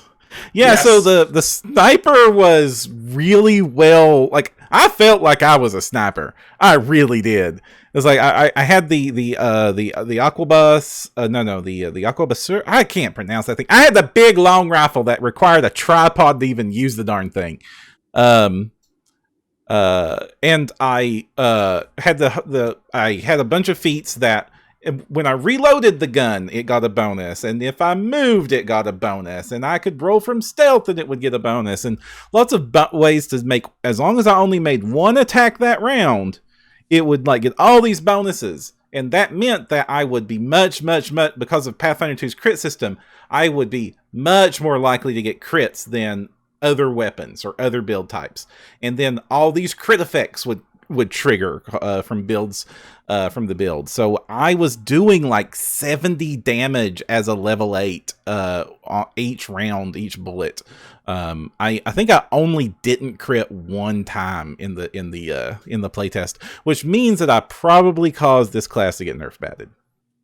Maybe. I don't think anyone that watched that, they heard us talk about how many 20s we rolled. It was unusual. No, I was critting on like 13 pluses. Like I wasn't critting on 20s. I was like, my build made crits happen. I really liked you had a real sniper feel. You weren't just a long range attacker. You were like, it was about nesting. It was about taking up one spot and really maximizing your positioning, which I was not expecting it to really play out that much.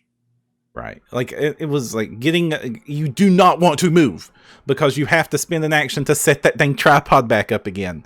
Every time you do, or else you're taking a penalty to your shot, except for at about 8th level, I was able to get a gunslinger feat that let me move and shoot with, as long as I only shot one time around, I could ignore the tripod. So that was great. And I also like that it tied into a lot of like the status effect shots. I also went down that rabbit hole. So I was like really leaning on intimidation. So I would do like ranged intimidations by shooting close to people. And then like, it only ever worked once. Like I would put lots of demoralize out there, but only one time did it actually trigger the feat that made the opponent we were fighting actually run away. Was that in the last combat, or was it in the hall? Yeah, no, the last combat. It was the very last combat. I made one of them run away. Yeah, I would just scream, "Get!" Yeah, like Slater's saying there. Yeah. I leaned really heavy into my southern accent for that AP. So the armor inventor, I was expecting it to be, I don't know, like, I don't know what I was expecting, but I ended up Iron Man. I definitely was just blasting lasers and stuff from me. I could fly, And it wasn't like I really crafted. I didn't set out to make Iron Man, but because I had so many offensive options and they're all unstable, which was a fun mechanic to play around with. And by play around with, I mean plan around, because it meant that I needed to do unstable actions as often as possible, which meant once every other round. And so I was always thinking 2 rounds at a time, which really, it was a really active brain class, which felt appropriate for a high intelligence melee character, and, you know, the inventor theme in general. And could you explain unstable for any of our Sure. listeners that might not know what it means? Some of the inventors' class features and some of the feats had a trait called unstable, and if you use them 2 turns in a row, you're not giving your equipment cool off time, and so you had to make a DC 17 flat check, or you would basically shut down. I forget if it was that option or if it was everything. And I know when we had Mark Seifter on last episode, he was saying that an older, more punishing version accidentally was printed as the version that was getting play tested, and they just didn't reverse it. They've just alluded to the fact that the final version will not be as harsh as it was. So I believe... Unless the polls overwhelmingly say, no, don't, keep it punishing. Right. But I wouldn't. I like what they're pitching better than what we got. I wish the DC was a little lower so that I felt like I had a reasonable chance. DC 17 is just above the threshold of risk actually doing it. I'd rather use my 3 actions like I was using, which was for a lot of positioning, which I needed to because I was so slow. And the explosive leap, which was giving me additional movement, that was also unstable. So maybe I was thinking 3 rounds ahead. It was like explosive leap to get into the primary position, next round to get into a better position and maybe take an attack, and then the round after that is when I get to do an offensive unstable action, which may sound like a lot, but it was a lot of fun thinking that far ahead. So where would you put that peg number? Keep in mind this is a flat check. None of your bonuses apply. 15. Exactly. That's exactly where I'd put it too. Yeah, I basically have a 1 in 4 chance of getting it right, and so if it's a real clutch roll, I have a chance. Although the one time any of the inventors actually did do unstable actions 2 turns in a row was Randall, and he rolled a 17 on that DC 17 flat check, which was a huge moment. Whereas getting the DC 15 wouldn't be such a big moment, but it just wouldn't happen as often, I don't think. Yeah.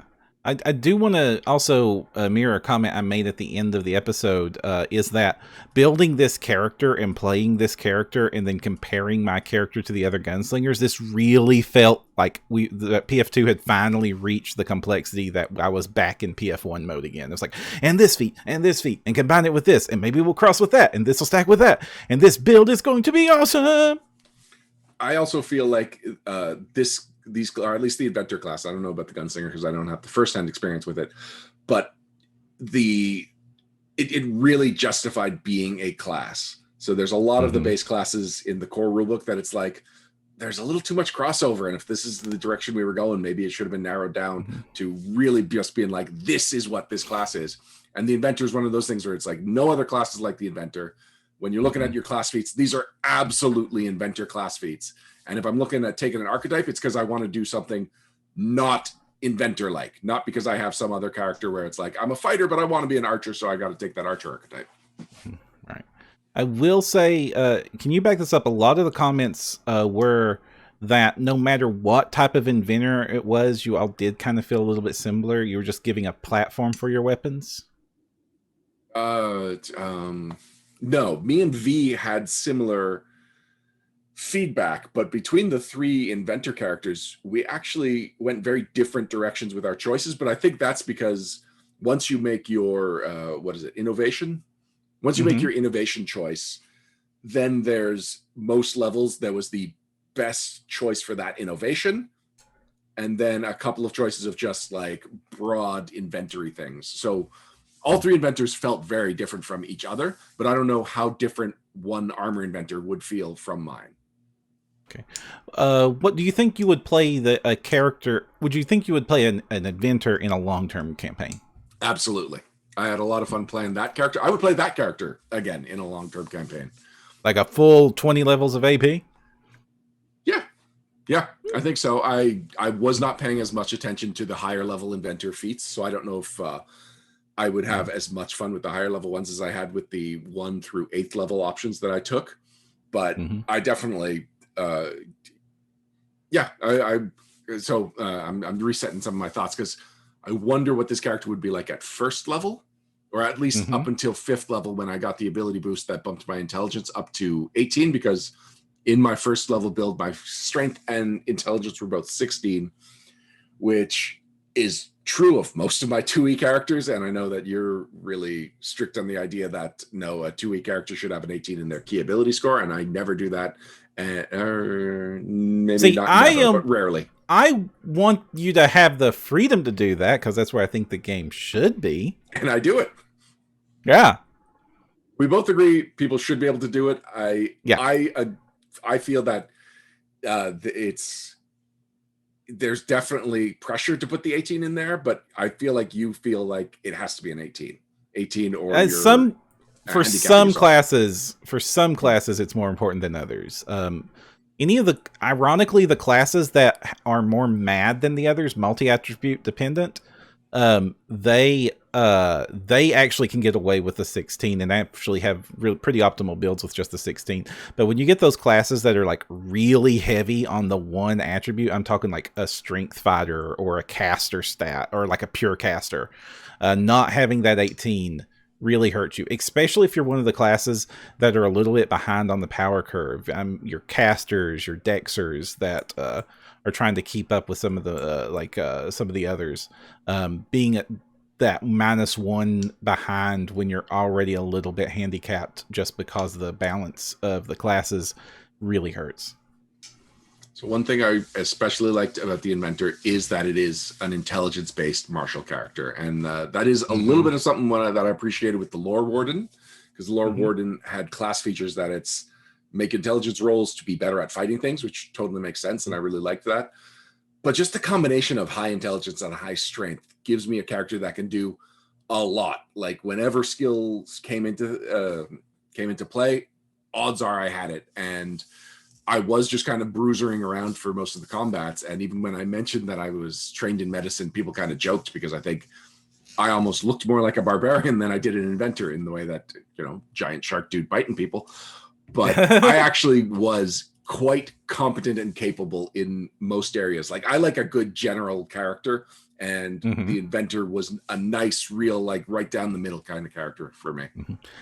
I also like that it's a martial character that is a frontline, especially the armor one, a frontline martial character wanting to take hits or at least tank.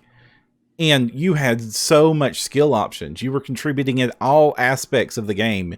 Whereas in Pathfinder First Edition, especially if you were a fighter who tanked int to play the archetype, you had one thing besides swinging a sword you were good at.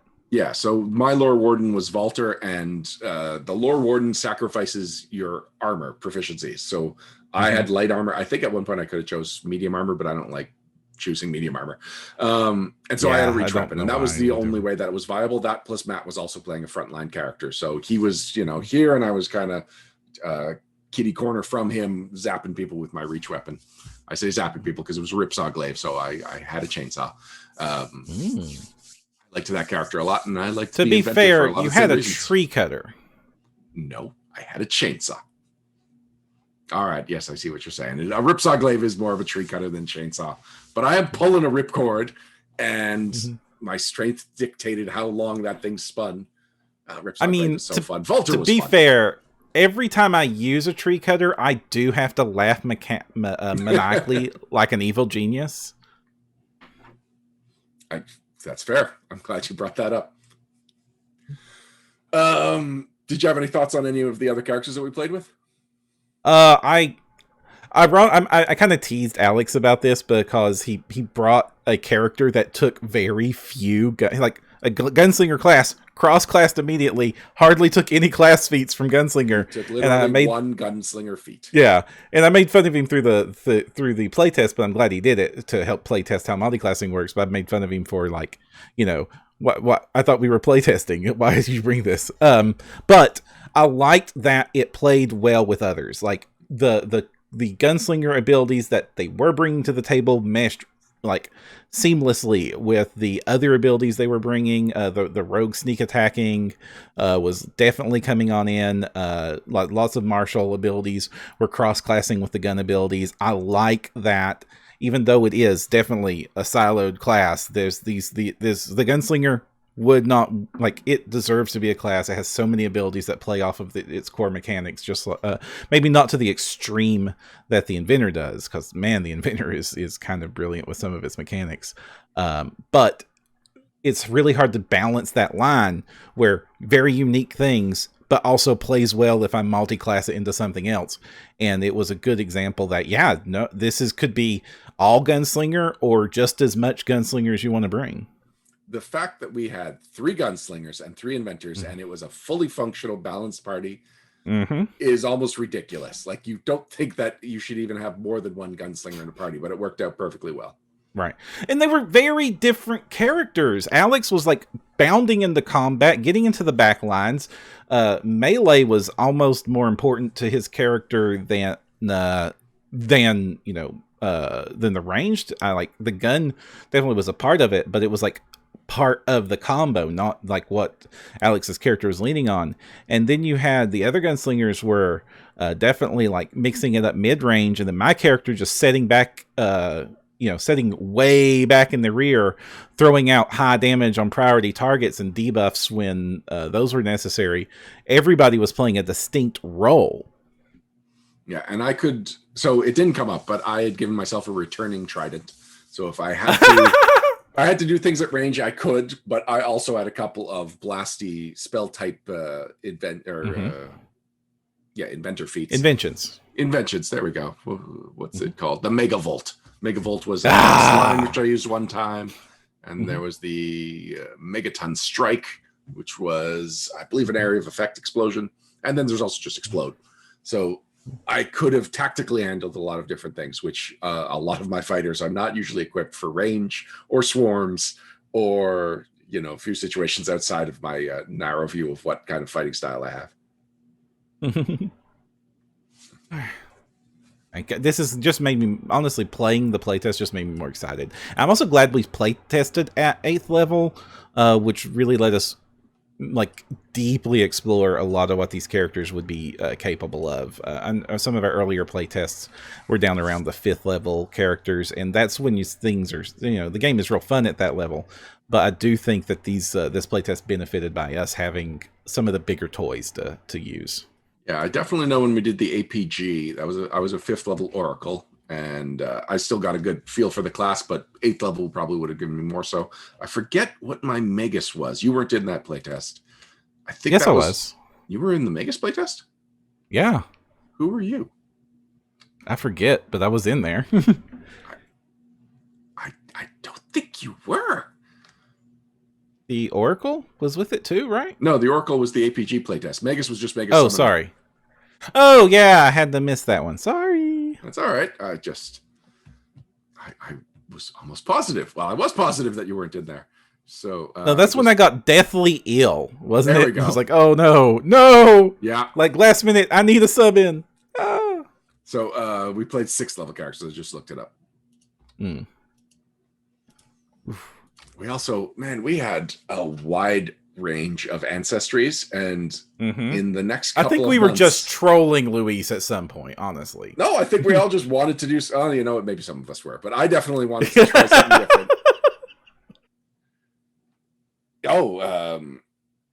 C. Verketa, Shannon, I believe, in chat is saying I should make an inventor based on Kirkman's dinosaur cartoon, only in Canada. He is, of course, talking about Super Dinosaur. So yeah, that is another armor-based giant chomp. I will tell you that Super Dinosaur has made its way down here. I've been a fan of Mr. Super Dinosaur for a while. The toys haven't made its way down here, but the show and comics have. Yeah, the toys, I believe, are only in Toys R Us, which at this point is only in Canada and the UK. Yeah, well, not much longer. They're rebranding and reopening down here. No, that already started and it's not going well. Oh, well, dang. Yeah. Dang it. Oh, Luis is in chat saying, honestly, the variety, goofiness, and excitement was all really fun. It's true. Like, we all wanted to have fun that night. It was really ideal. Not that anyone ever plays a role-play game to not have fun, but, like, it was palatable that this was not just a play test. This was not a chore for anyone. We were all really excited about this opportunity. And a lot of that was the classes themselves. Guns and Gears, like I've said before, is leaning into the zaniness, the over the topness that Pathfinder can, especially the Galarian setting, can revel in. And some of what Pathfinder that Paizo has had their strength in producing. The classes have all these abilities that just encourage you to go over the top with everything. But the core rulebook has a class that should have that same feel, the Alchemist. But the Alchemist seems to be really intimidating to a lot of people. It's very mechanically crunchy. It's a little bit confusing. I feel like even though the Alchemist was the only core class not from the first edition first edition core rulebook that made it into the second edition core rulebook because it was so popular, I feel like it's the least popular second edition class. Yeah. And it really is just a complexity thing, whereas the Inventor kind of replaces what the Alchemist could have been of just, you want to have fun, you want to do some mad science, be an inventor. And Gunslinger's not far off from that. That's true. I have to agree there. I think the Alchemist is fine. It works. It's definitely a little on the more complicated side, but I don't go itching to play Alchemist like I'm dreaming up my next inventor. All right, well, Numbat18 says that they are enjoying their little gnome Alchemist. So, I'm not saying anything against the Alchemist, but I've definitely seen a trend of people being like, I will get around to playing the Alchemist when I feel confident with the system. And that's even some like 2E freelancers I've seen say something similar to that. Mm-hmm. I think a lot of it that makes it intimidating is you have to become very familiar with all the alchemical items, which is in a separate section of the book than the class. And like how that character plays you can't just, like all the other classes except for the spellcasters, you can just look at their chapter and you know how it's going to play. The Alchemist is not a spellcaster, but kind of is, but you have to look at two different places, including one for your core ability. And I forget, the Investigator in the APG, does that have alchemy? I know the first edition one did. I don't remember. Yeah, no, I think Investigator in second edition is more emphasis on investigating, which, can't blame it, but it means that much less opportunity for you to get to know those alchemy rules that right now, like the fact that the Inventor didn't even dabble in the alchemy rules means that it's just going to be an Alchemist thing for a while. Yeah, the Investigator in my home game doesn't use any alchemy, so that lines up. Except for eating poison on purpose. I don't know why he likes to eat poison on purpose. It keeps happening. What? He's playing in the Rooksy Investigator for the pun purposes, and there's a point. Hold on, I'm missing the pun. We're playing. Good. A Rooksy Investigator. I also am not super familiar. What is an Rooksy again? Lizard Man. Oh, okay. Oh, he's an investigator. Mm-hmm. Got it. Good. Mm-hmm. Sorry about that. There's an alchemy option for investigators. Paizo PR is informing us. Thank you, Aaron. Hey, Aaron. Thank you for helping. But he's like, we're playing through Plaguestone, and first, I'm really loving Plaguestone. It's so fun. And the investigator is kind of trying to be our party's face, and he just keeps eating. Like there's some poison, because it's called Plaguestone, so there's diseases and poison, and his favorite way to find out if it is to put it in his mouth. I mean, if it's working for him. It's not working for him. I thought I lost the character in the second encounter. Big giant warning signs. This is bad. It killed a person in 3 seconds. It's right here. You know it's poison. Nom. But he made it. Barely. Okay. I got to explore the full rules for diseases and poisons in Pathfinder in that session. It's like, oh, let's become experts in this all of a sudden because we're going all the way down this track. So something I was bringing up earlier is that we had a wide variety of ancestries, and we've got a lot of new ancestries coming in 2021. Mm-hmm. We've got the Ancestry Guide, which our next episode is going to be dedicated to. And then there's the Moengi book. What's the title of the Moengi book again? Moengi Expanse? Is it just Moengi Expanse? It probably is. Or is it the Academia? Anyway, all right. Well, so while you're doing that, that's got a whole bunch of new ancestries coming out in it. And there we go. Lost Omens Moengi Expanse. Thank you, Luis. Right. Mm-hmm. And while I'm thanking people, Aaron is saying that methodology, alchemical sciences is the investigator alchemy option. Yeah, all that to just say, like, if our playtest, which did not have to have any kind of ancestry component, and just the fact that we really did go for a wide variety of ancestries is any indicator, then perhaps this actually is such a good time for 2 books very close together with that many new alchemy ancestry options. Yeah. Are there any of which of the upcoming ancestries are you most excited about? The Grig or the fairy. Yeah. I forget exactly which one gets the name and which one is the minor ones, but that it's smaller than any of the other PC ancestry options that we've seen, and I think that there is a lot of really fun things that can be done with the ancestry feats for a fey creature. So that one stands out. Before I got into D&D, I played a ton of Earth Dawn, and a fairy was one of the actual core races you could play in that. And I just think that, and it was just such a fun class for any of my players to play in, because it changes the dynamic. Yes, you can fly anywhere, but you're kind of small, and that limits what you can do with it. So you're a super awesome tool, but not breaking everything. So Tina played a fairy out of Savage Species from 3.5, 3.0 D&D, and she had 1 hit die for 6 levels, because Savage Species broke the characters down. Right. Yeah. So you didn't have the natural progression where every level you get a new hit die. So she was 6th level. She was still on that 1d6 hit die, but she was naturally invisible, and she had to use actions to suppress her invisibility. So she was this. Yeah, she was a. What's the opposite of a glass cannon? Because she was so hard to hit, but if you ever did hit her, I guess that is a glass cannon, right? Well, no, she didn't. No, a glass cannon hits hard, but she did breaks. Not hit hard. She had poison and sneak attack, so she hit sneaky, and it was hard to see her, and it was hard to hit her. But if you did hit her, she paper had tiger. Nothing. A what? A paper tiger, maybe? Yes, might be. She's a paper tiger. Luis is suggesting a stone wall. No, very different from a stone wall. Peanut butter brittle. Yes. Okay. So I doubt we are going to see anything like that in the fairy section of the Lost Omens Ancestry Guide, but that was fun, and I do expect it to be away from the norm in the same way, which we are going to find out soon enough, because the hardcovers are going to start coming every other month, more or less, going forward. Right. Well, in fact, we're going to have our breakdown episode of it soon, right? Next episode, February 10th. Yep. Yes. You all would want to tune into that. We're going to have Luis and Eleanor? Yep, both of them. Yes, Luis and Eleanor. I always love having Luis and Eleanor on the show.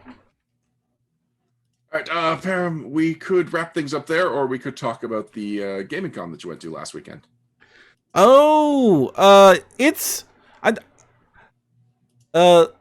mention it quickly. I did a bunch of GMing. OPF reached out and asked me to help out with Epidemicon and run some games for them, and I had a really great time to see, and especially since it's because of COVID and all the doubling down on network commitments, and of course the world gone crazy. I haven't actually gotten to do a lot of Pathfinder Society for the last few months. So like I was like real heavy with it. Like every adventure that came out for PF2, I was doing it up until all of a sudden COVID. And so it was really interesting to get to come back and see how things are working out, and to see that, yes, indeed, Pathfinder Society for 2nd edition is taking all the advantages of the lessons it's learned from Starfinder Society, where we're seeing these huge, colorful characters appear again and again and again, and the storylines really being a little bit over the top, but also like, taking advantage of the fact that this is a kitchen sink setting, and we can just play with all these tropes mixing together, and what would happen if Sherlock Holmes fought a pirate. That sort of things is super important for PFS. And also, with PF2, the games are getting over quicker. I was worried that wouldn't be still a thing, but I had 5-hour slots. I finished in 4 hours on every slot, and we had time left over on every slot, to the point to where the last my Saturday game, I was intentionally drawing it out and putting way extra. They had all these extra role playing encounters that I could use, and I was just throwing all the role play into the games and doing voices and silly characters. And PF2 lets me just really revel in that and improv a lot of stuff to keep the game going. And since whereas in PF1, especially when I'm running high level PF1 PFS adventures where we're on a tight clock, I'm always sweating bullets. Okay, I got to get them through this before we time out. I do not want the players to not succeed because I didn't run the game fast enough. There's a lot of pressure on the GM to get it there. Whereas with the PF2 PFS, there's a whole lot more elbow room. Also, this is the first time I've played where challenge points were really super important. They were just coming on the scene as I was just getting out of regular gaming. Right. What's a challenge point? Okay, so challenge points is, instead of them putting in the encounter saying if you have this many characters, use this, for every PC, add this character to the encounter to scale the encounters. They now have this dedicated system called challenge points, where you just look at a chart and it's if this level character is worth this many points, and you just add up all the points, and then you look at the encounter chart and it says, okay, if you have 14 to 18 challenge points, these are the monsters you include. Or, for every 3 challenge points you have above 12, add an extra wolf, and that way, and the basic idea was not to overwhelm the players or to put too strong of a monster, because you know how sensitive PF2 is to balance. Yeah, and so it was really important to have an alternative way of doing that, because it was causing some super deadly encounters where if too many level 4s show up to a 3-6 and ended up fighting the level 6 boss or something, or the reverse end, it just basically helps the system become it smooths it over. You don't have completely weak monsters, and you don't have the party getting TPK'd. Okay, so now that you've explained it, why were you bringing up challenge points? Oh, this is my first time GMing where challenge points were where I had to start using challenge points and using them to balance the encounters, and seeing firsthand, oh, this really does help the system. Also, the fame thing is out the door now. Only thing that matters is reputation, and boons are different, and I have to use this weird just catching up with all the changes to PFS that has happened these last 8 months or so. Not only was surprising and interesting to do in a kind of throw Param in the deep end of the pool method of doing it, but to see that no, this substantially made society better. These changes that they've made really helped me as a GM run the game smoother, with less stress, and gave me the freedom to make sure that my players all had a good time. And some great players. We really leaned into the role playing. I got to play a sassy lizard. I always like playing sassy lizards. John Aguanda, yeah. There was a lepromancer showed up at one point, which was a leopard necromancer. Okay. Yeah, sure. Yeah. So, which is telling you, Pathfinder Society for 2nd edition is maybe the best Pathfinder Society's been. My only Pathfinder Society 2nd edition experience is Societus, the play-by-post that we were running on our Discord. Randall is running it, and that's going well. But I am still, it's play-by-post, so it's still going more slowly, and I'm still a little new to the new paperwork and things like that. So a lot of what you were saying was still new to me. And yeah, I have not GM'd 2nd edition PFS yet. Is a lot less stress on the GMs because of how the points you earn by playing the games or handling the rewards The treasure bundles now that at the back of the adventures, they now just specifically say, here's where the treasure bundles were, because sometimes as a GM, I will admit, I was like, I missed that there was supposed to be treasure bundles there. Oops, how do I fix this? Yeah, one time at Gen Con, I missed a really important piece of gear, and luckily the author of the scenario was hovering over, because this was the first time he'd ever seen somebody run the scenario. It was brand new. And so he came over to me and pointed out where it was in the adventure. But otherwise, I was lost. I could not find it, and I could not skim fast enough to find it. Yeah. Also, I ran all these on Roll20, and I used a bunch of the Roll20 stuff we got to help do adventures and stuff like that. And it was, man, I really love all the built-in. It's so much better when I can just drag monsters and all the stat blocks are done straight from a menu and search for things, and like, and all the modules now are built for like using in whatever software you're wanting. So when you right click the map and save it to your computer in the PDF, it saves the version you would want to upload with all the text on a different layer so that it doesn't get shown to the players, and everything lines up neat with the grids, and that used to not be a thing. It's like, and in the back they have all the original art that you're going to need for the monsters just in a separate place and as handouts that you can put into the handout system for your software. It's really obvious that Paizo is on the ball with how their software is being used and how their documents are being used, and have been making it easy for the players to get it done.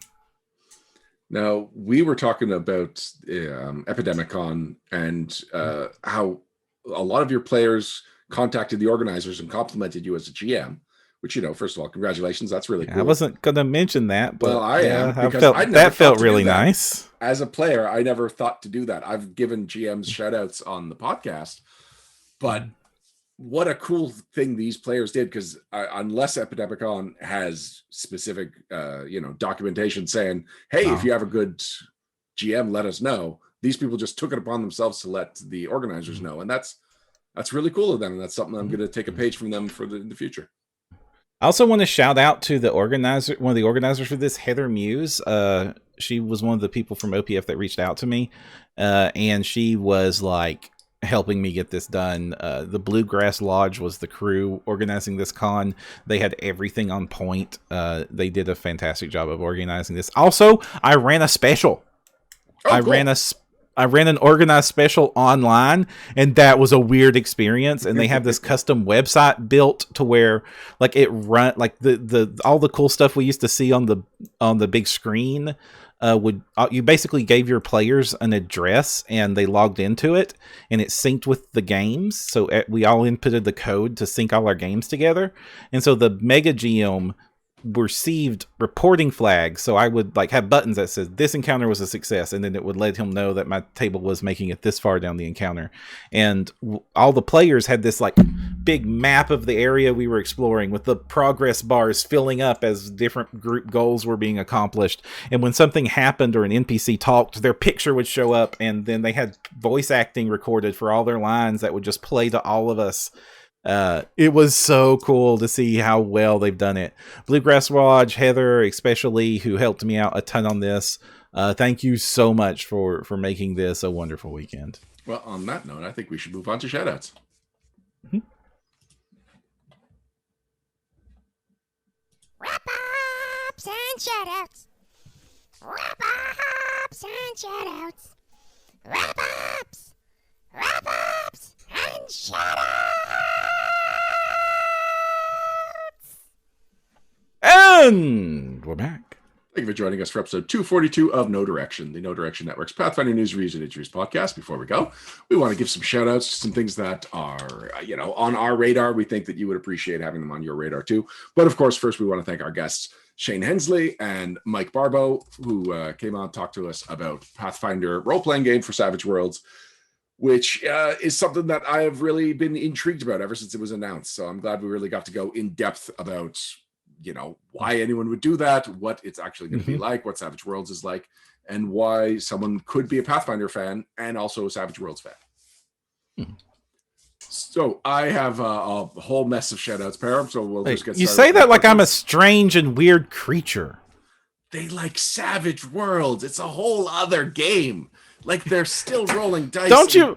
You play more than one role-playing game, right, Ryan? No. What? How long have you known me? Long enough Literally, to make this joke. site exists because I play one role-playing game. It just happens to be 3 different versions of the same role-playing game. I bet that even bothers you a little bit too, right? What? That there's 5 different versions of your favorite game now? 5 different versions. Well, I mean, like I was 3, 3, 5, PF1, PF2, like small blip. Starfinder.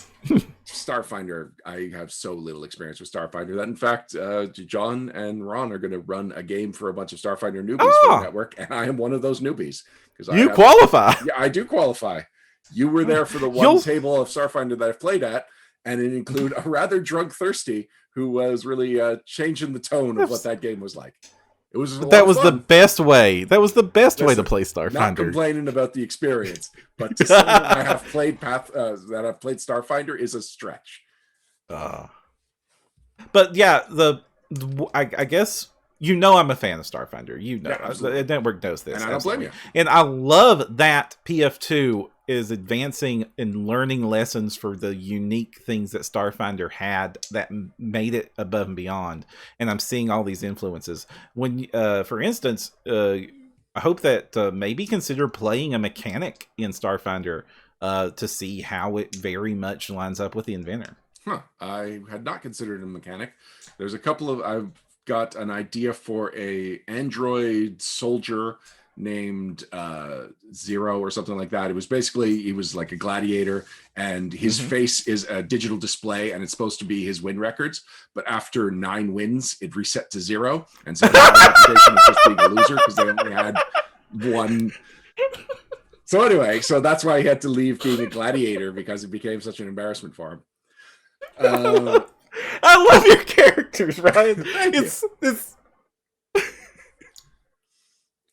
well, the other character idea I had is not going to make you laugh because it's far less developed. It's just that there was the Junkomancer that is in the Junker's Delight adventure module, and it just sounds interesting to me. I have no other concept to that besides I have not got to play. I have not got to play the full Junkomancer, but I have played a junk-focused Technomancer before, and they are a blast. Oh, you know what? Come to think, but I did have more ideas. It was, again, an android, and he was like the last from his colony. Everyone got wiped out, and he got into Junkomancy, just trying to heal everyone, to bring his lost loved ones back to life. So, one of them is a funny character, and one of them is a tragic character. But both of them are androids, which I guess that's the character whatever character I make, I think is going to be an android. Because I think I also have an android operative rolled up somewhere. But you could just play an android in Pathfinder. I know, but I also can play a Pathfinder or an android in Starfinder. You know what you can't play in Pathfinder? A Vesk? A Vesk. So the character that you played with was a Vesk Solarian. Oh, what was it? So he had his future self came back in time to teach him the Solarian ways, and accidentally tripped and fell into like a giant garburator and died. And so, present day, this Vesk was just like, well, that was weird. And his Solarian manifestation was just the skull of his future self as a weapon. Just trying to deal with the I remember this. Of his knowing that his destiny is to one day go back in time and die in front of him, or not, and that's going to break his brain. Because time travel stories always break his brain, and yet somehow it unlocked his Solarian powers. But anyway, that's a lot of talk about Starfinder in the shoutouts for the No Direction podcast, which is the Pathfinder podcast, Param. Well, we just shouted out Starfinder. This is the shout-out section. Actually, you know what? The first shout-out is to a robot. So we are actually on cue. So first, I want to shout out to some of the network content that came out in the last couple of weeks.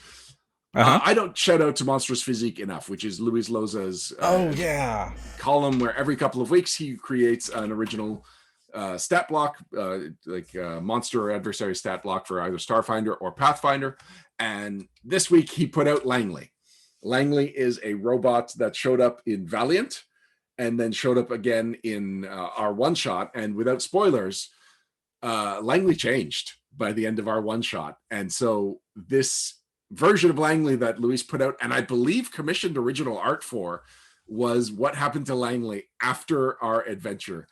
And so, you know, normally it's pop culture stuff, and often it's stuff that I really enjoy. And so when I click on on nodirectionpodcast.com every other Friday and I get to see what Luis has cooked together, I usually are like, oh, that's nice, that's fun. But when I saw it was Langley, I was like, ooh, Langley! Like, I had a real reaction to that. So I am glad that Valiant has now gotten spin-offs in text and in a different podcast. It's really becoming the No Direction Network's version of the Star Wars Expanded Universe, and I am delighted to see that. And it was really nice to see Langley and to see the ramifications of what could have just been a completely inconsequential one-shot that Luis went above and beyond to tie into his actual play podcast. Mm-hmm.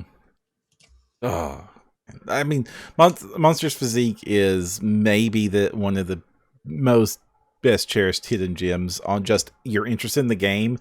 All these stats of very professionally designed coolness are just on the blog every week. Well, it's also because a lot of it is pop cultural. There's a lot of just Easter eggs hidden in like ability names and a lot of the choices. Mm-hmm. So it's fun. Like, here's a cool stat block that's useful in the game, but then also reading it as, you know, a piece of entertainment is also very fun. Aaron in chat is saying that he scheduled a blast of No Direction content to be amplified on Paizo this week. I have noticed that. We have noticed that. Our numbers have noticed that. So thank you very much for that, Aaron. We very much appreciate it. Especially like Rob Pontius, his blog about social combat got blasted today or maybe yesterday, and his doesn't always get that kind of attention. So it was really cool that members who don't always get the same kind of mass attention from the fandom were getting a spotlight. And you know that reminds me of, Ryan. What's that?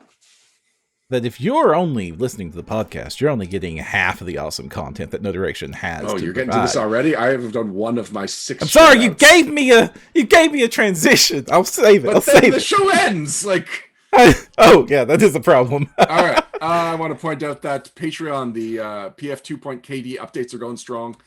Something that was not anywhere on my original list, but kind of came out of the conversation that came up from last time when I was suggesting, the return of attacks of opportunity. So this is baseline skill feats. So in that conversation, Alex pointed out that just kind of tangentially, just talking about Pathfinder 2nd Edition, that a lot of what skill feats do, he just feels like should be baseline things that skills do. And then I made a character with high intelligence, so I was proficient in so many, or I was trained in so many skills that picking skill feats, which is always my least favorite part of building a character for Pathfinder 2nd Edition, became that much longer because I had that many more options to choose from, because skill feats do so little. You get so many of them and they do so little, and all right, you're giving me a big look. I took it. I build whole characters off of skill feats. I think if I just made a character that did not pick half the skill feats that I was entitled to, no one would notice. So I always feel like I don't have enough. Wow. Well, then this might be actually the perfect thing for you, where you just don't get skill feats, but all of the skill feats just become options that if you are trained in that skill, you gain that ability. So one of the advantages is that the GM doesn't have to keep track of which uses of those skills are gated behind a skill feat. Like, you can play it a little more, what you see is what you get with what the intent of that skill is. It saves some time on character creation, and it saves me the longest time on character creation, because when I'm thinking of a character, I'm like, yeah, these are the big things. These are the ABCs of that character. Skill feats are never part of the ABC, or very rarely. Like, when I realized that my inventor got, what was it? I think it's just called inventor, as a bonus skill feat. And that was one that I had taken as one of my skill feats. And I realized that I had to go back in and find a new skill feat for that character. I was like, oh, why? And this was a character I enjoyed building, but the skill feats, to the point that when I was suggesting topics for Legend Lore, which it's Luis and Lauren's show, but they asked me for help coming up with topics. One of them was just skill feats. Like, is there something I'm missing? Is there some way that these could be more fun and more engaging? So the baseline skill feats is just kind of saying, like, here's a very simple house rule. everyone just gets all the skill feats as long as you have at least training in those, or at least the required amount of training in those skills. Yeah. Normally, for a change of that scope, I'd be screaming like, "No, unbalanced! That's too much! That's too far! What madness are you doing, Costello?" But honestly, because Pathfinder 2 is so well siloed, you're only swinging the balance of one aspect of the game without hurting the other aspects too much. So I think that even if you do agree that maybe, or even if you don't agree that that's a change that needs to be made, if you're playing at a table where that change is made, it's not going to adversely affect the game. Yeah, the version I published was far more extreme than the version I expected to publish. I spent a lot of time reading the rules on skill feats this past week, and the crafting ones are the ones that I'm like, I probably should make exceptional rules for these, because those are significant choices. But a lot of them are not. A lot of them really do just feel like these are cool things characters can do. You know what it kind of reminds me of? And I'm going to say a phrase that might get us a little bit of controversy. But it kind of reminds me of the way that like Castles and Crusades simplified 3rd edition, or how 5th edition handled skills and such, where it makes a similar, like, just lump it all back in to the base ability and not pay attention to the details there. So if anyone's interested in that is on Patreon. I am doing the PF 2.KD updates every other week. Basically, every week that we have a No Direction, which is the weeks that we don't have a Patron's Private Sanctuary coming out on, Private Sanctum coming out on Patreon, that's what I do. Param, I've still got a whole bunch of other shout outs, so if you've got anything... I know, but you keep giving me these perfect transitions. I know. I have a shout out. This is an oldie shout out. Ooh. But everybody knows that I like to experiment with weird cards, and stuff. And I've mentioned this in passing, but if you do not know about Magic Set Editor, go Google Magic Set Editor. If you just want to throw together a bunch of decent looking cards in a hurry, it is your best friend. Cool. Say it again. Magic Set Editor. It's a little program that was made so that you can make custom Magic sets, but it's since been like hacked and modded to have like so many different games, and there's mods available. It's been around the internet for ages and ages and ages. But it's just a little app that lets you slap together your own Magic sets. So you put pictures and you decide what card template you're using, and you type in text and you put like all the things. But it's super useful for just prototyping cards in a hurry for whatever purpose. If you want some sort of game card, you have a block here for art, text goes here, numbers can go down here, you can put a cost in the upper right hand corner or symbols or whatevs, and it's in a name at the top left. I used it to prototype all kinds of different like cards and reference materials, like one-off Magic items and stuff, when I just don't want to crack open Photoshop to get something done. All right, Param, brace yourself, because I've got some self-promotion coming now. First of all, I was on presenting this week, so John Godek's interview series. And if you are ever curious about the history of the network, I go into some pretty in-depth detail. And usually if I'm interviewed off the network, that is the kind of interview we have. But because John's a member of the network, he knows more in-depth questions to ask about what's happened and the timeline of the network being becoming what it has become. So I had a lot of fun with it. John is a really good laid-back interviewer who knows how to phrase a question that really gets people talking, and then he just sits back and lets the questions get answered. And so I had fun. There's been some good conversation about it on our Discord. So check it out. Oh, especially if you are curious about the weird thing that I call a job, what I do for my day job, you should check that out too, because I think I have the most expansive explanation of what my job at Laughing Dragon Studios / Blind Ferret Entertainment is. And that's a weird job, a good job, a cool job, but it's definitely hard one to explain. Yep. I am the creative guy at an entertainment company, but not, the chief creative guy, just a creative guy. Right. That's why I need a very specific kind of creative guy. Exactly. All right. This Friday, I am participating in NunPub. NunPub is an online tabletop playtesting convention for designers and gaming enthusiasts. I am going to be participating in a panel called Nunpub After Dark, the hopefully totally funny, possibly awkward, super good times hour. It's with Daniel Reynolds, so Daniel from the No Direction Network's Game Design Unbox, as well as Kathleen Mercury and Bruce Vogue, both game designers and in the game design industry. And we're going to be playing some party games together, and just, it's called a panel, but it really is just a fun time, a wacky time between some friends and some people that we, we're fun people. Oh, I got something to shout out to that ties into that. Oh, go for it. Yeah, so the equivalent of No Direction for one of the games I've talked about a little bit, Kings of War, a war game that I'm into, is a podcast called Countercharge. I've been on it before as a guest on their podcast. They have a Discord channel called Countercharge After Dark, and that's where the comparison ends. Between it, but it's a fun little channel to go hang out in. It's basically just a room where you're expected to go voice chat with people who are doing gaming related hobby tasks, and it doesn't have to be for Kings of War, but it's just like, I'm here painting these miniatures, I'm here building this thing, I'm here doing set design on my props for my D&D game or Pathfinder or Starfinder. You get the idea. Cool. Yeah. Oh, by the way, while you're No, go ahead. I said, so basically, it's when you're sitting there just doing creative things, you could be listening to podcast or music, or you could just be chatting with a bunch of other nerds who are curious about what you're doing and can give you tips on how to paint gold without it looking like nonsense.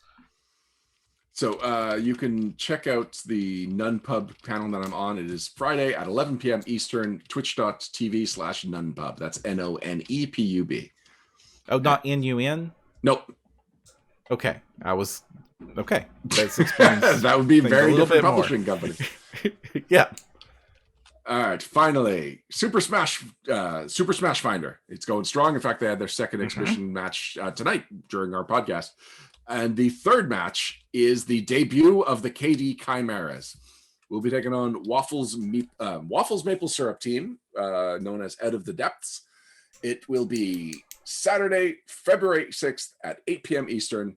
We are getting in on the very first exhibition match for the KD Chimeras, which Super Smash Finder, for those who don't know, Vanessa Hoskins is one of the people that's running it.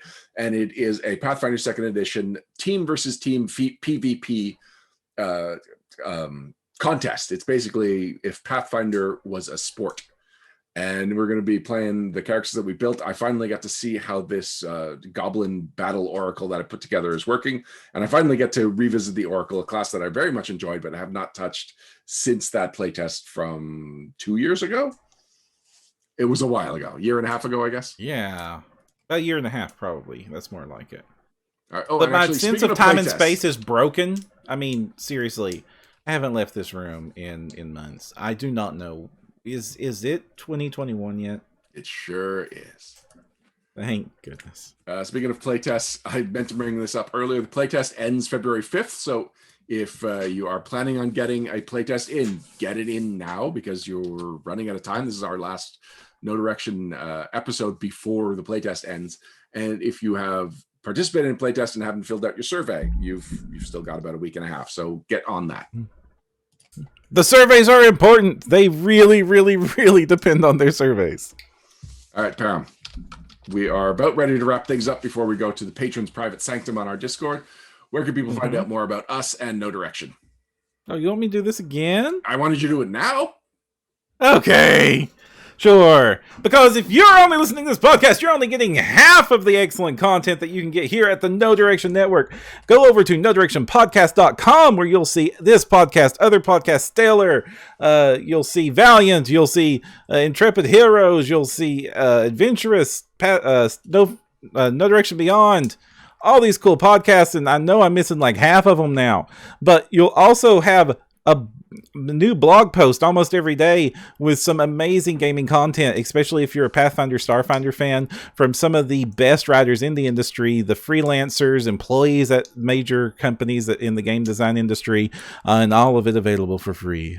Do check out nodirectionpodcast.com. And while you're there, over on the right hand side, you'll see the big purple Discord button. Click it.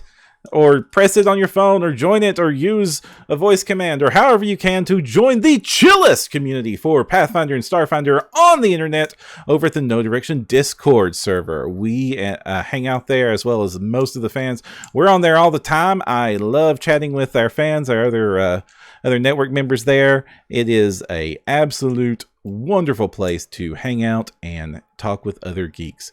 And while you're looking at that Discord button, you'll also see our Patreon button. Our Patreon is very important. Without our Patreon, we would not be able to continue to grow the network, to bring you all this content, to keep adding shows, to keep expanding what we're offering, and to keep the quality of our content up, as well as our convention coverage. If you want to participate and help fund the network, you can do so at patreon.com/nodirection. As well, you'll get access to the show we're about to go to, which is the Private Sanctum, the after show for No Direction, where we'll talk about whatever you want us to talk about. It's patron driven. I kind of want to talk about Toys R Us and GameStop tonight, just from Oh, I know, right? Today. Oh my gosh, man. Oh, things are going crazy in the world. All right, so we will get to that. Sorry, Raising Rune Lords.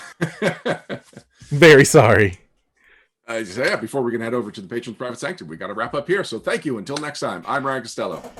And I'm Jefferson J. Thacker, also known as Param. And you are always welcome in our... No, sorry, that's the other thing. If you want to find the path, you need no direction.